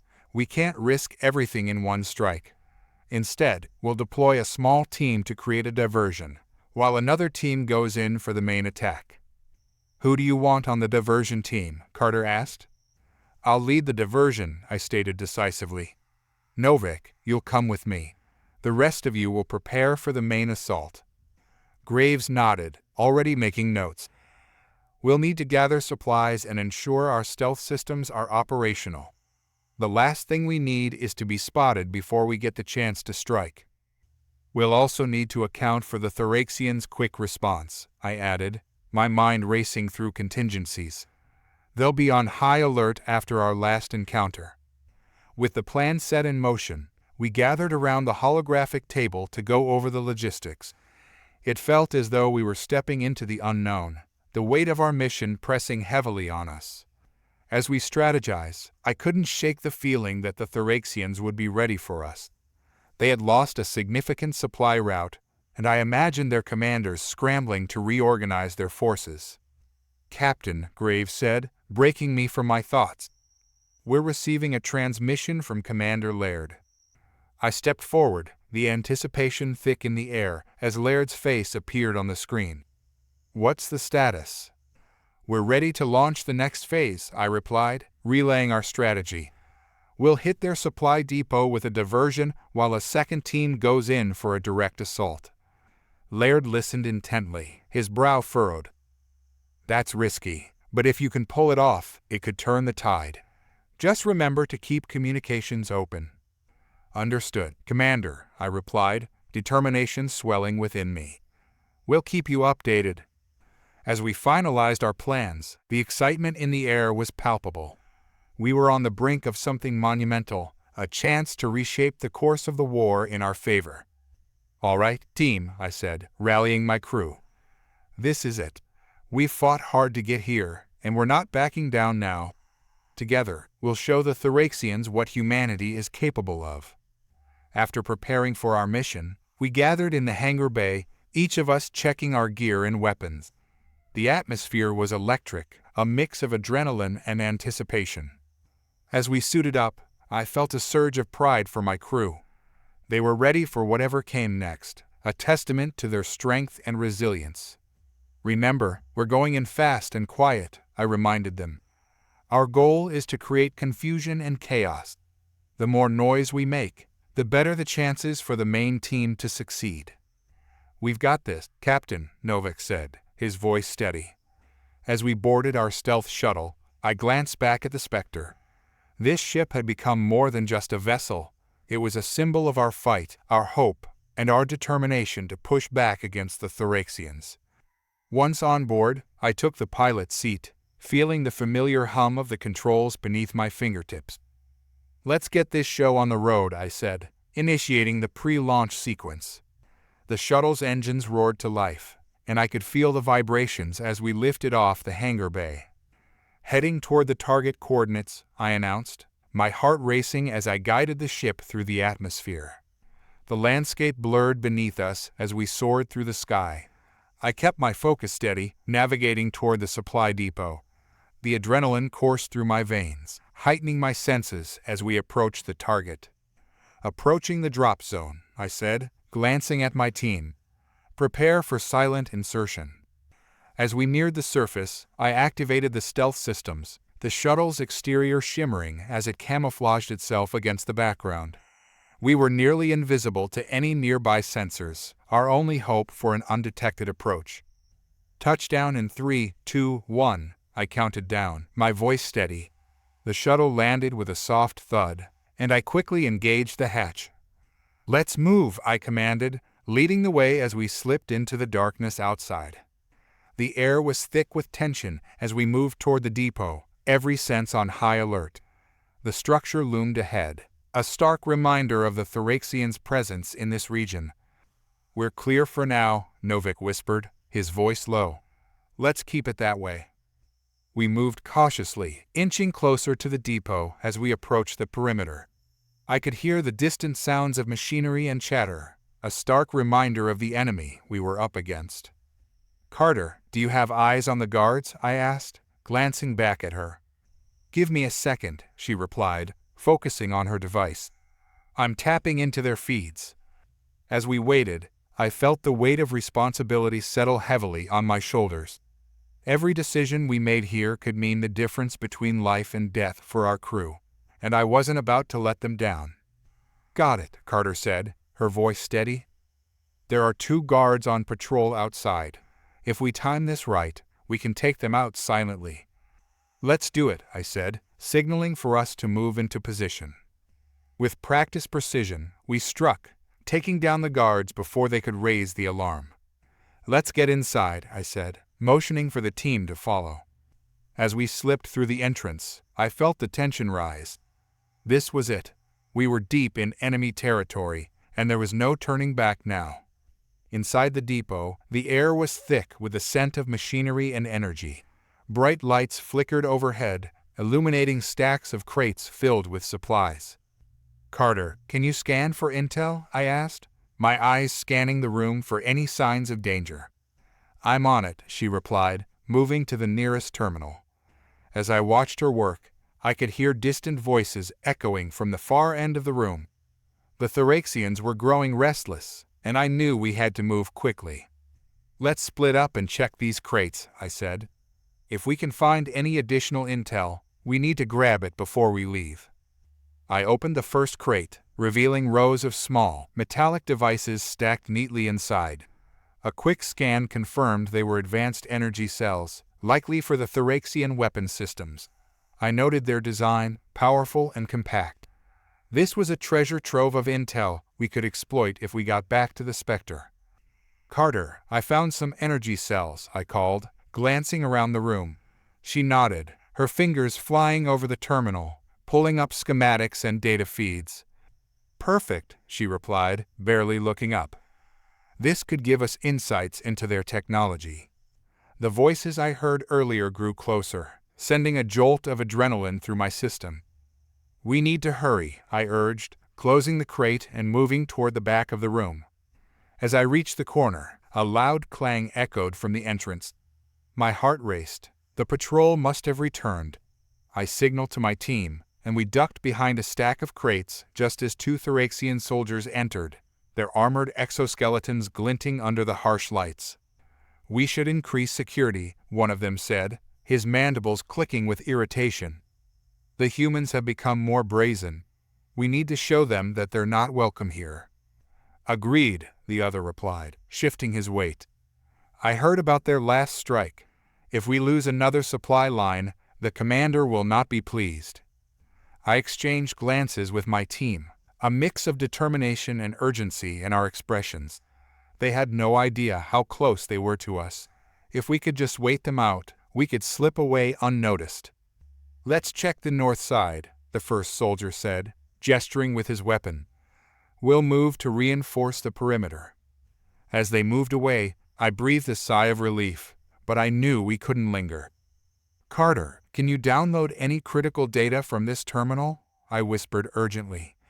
"Just give me a few more seconds," she replied, her focus unwavering.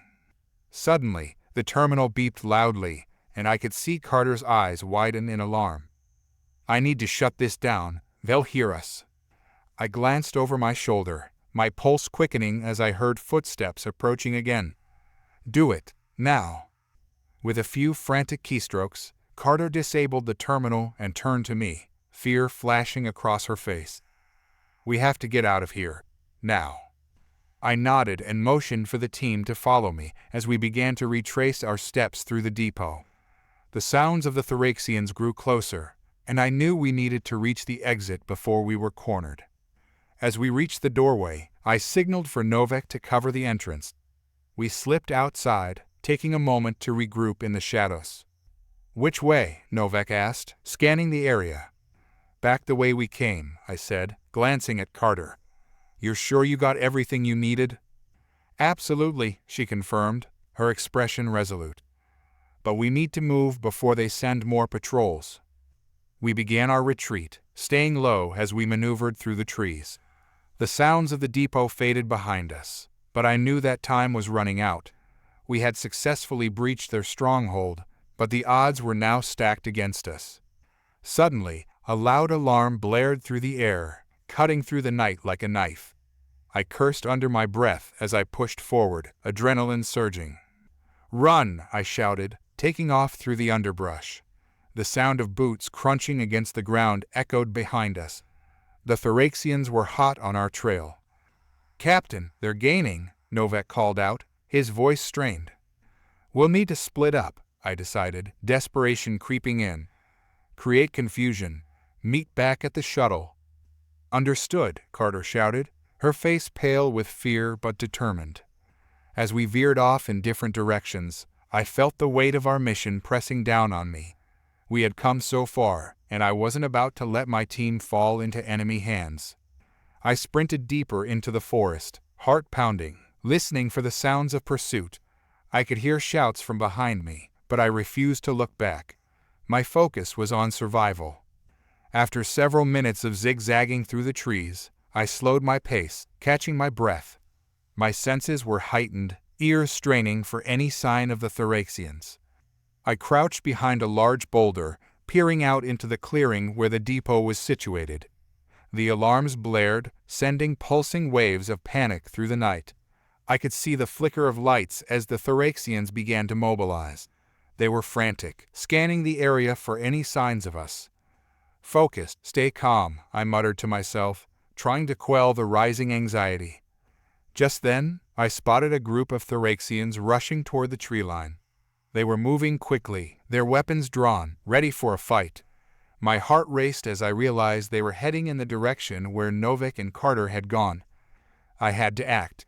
Gripping my weapon tightly, I stepped out from behind the boulder and fired a warning shot, aiming for the ground in front of the approaching soldiers. The blast reverberated through the air, causing the Thoraxians to halt in their tracks, confusion evident on their faces. "Humans, over here!" I shouted, my voice filled with defiance. The soldiers turned, eyes wide with shock. They hadn't expected to see a lone human standing defiantly before them. "Get back," I yelled, raising my weapon higher. "You'll regret coming after my team." To my surprise, they hesitated. The Thoraxians were known for their bravery in battle, but my boldness caught them off guard. I seized the opportunity and bolted in the opposite direction, using the underbrush to mask my escape. "Captain, over here," I heard Novak's voice call from a distance. Relief flooded through me as I sprinted toward the sound. When I reached them, I found Carter and Novak huddled behind a thick tree. "Did you get away?" Novak asked, panting. "Yes, but we need to move fast," I replied. "They'll be regrouping soon." We took off again, adrenaline propelling us forward. With the alarm still blaring, I could only hope the chaos would buy us the time we needed to reach the shuttle. We navigated through the thick foliage, the distant sounds of pursuit growing fainter as we pressed on. My heart raced with every step, the urgency of our mission echoing in my mind. Finally, after what felt like an eternity, we burst into the clearing where the shuttle was hidden. "Get in," I shouted, signaling for them to board. As we climbed inside, I activated the systems, my fingers flying over the controls. The engines roared to life, and I felt a surge of hope. "Hold on," I warned, engaging the thrusters and lifting off the ground. The forest fell away beneath us as we soared into the sky. I could see the Thraxian depot in the distance, lights flashing as they scrambled to respond. "Did we make it?" Carter asked, her voice filled with disbelief. "Not yet," I replied, my heart pounding as I guided the shuttle toward the Spectre. "But we will." As we broke through the atmosphere, I glanced back at the planet below. We had struck a significant blow against the Thraxians, but the fight was far from over. With the intel we had gathered, we could turn the tide of the war, but first we had to regroup and strategize. "Commander Laird is waiting for us," I said, determination surging within me. "We're just getting started." As we docked with the Spectre, the familiar hum of the ship enveloped me, providing a sense of safety and belonging. "We did it, Captain," Novik exclaimed as we exited the shuttle. I felt the pride swell in my chest as we made our way to the bridge. "Let's get this intel to Laird. It's time to plan our next move." With renewed energy and determination, we were ready to face whatever the Thraxians had in store for us next. Together, we would show them the true strength of humanity. As we entered the bridge, Commander Laird stood, eyes narrowed on the holographic display of our last engagement. "You made it back," he said, relief washing over his stern features. "What do you have for us?" I exchanged glances with Carter and Novik before stepping forward. "We acquired advanced energy cells and detailed schematics of their weapon systems. They're vulnerable, Commander. With this intel, we can exploit their weaknesses and launch a counteroffensive." Laird's expression shifted, the fire of determination igniting within him. "Then we strike before they can regroup. Prepare the fleet for immediate deployment." A surge of adrenaline coursed through me. This was our moment, the culmination of our risks. "We'll rally the other ships and initiate a coordinated strike," I said, feeling the weight of responsibility settle on my shoulders. With a nod, Laird turned back to the display, plotting our course. "We show them humanity's resolve, our creativity, and our spirit. No longer will we be on the defensive." As we moved into action, I felt the camaraderie of my team surrounding me. We were ready to fight back, to reclaim our future.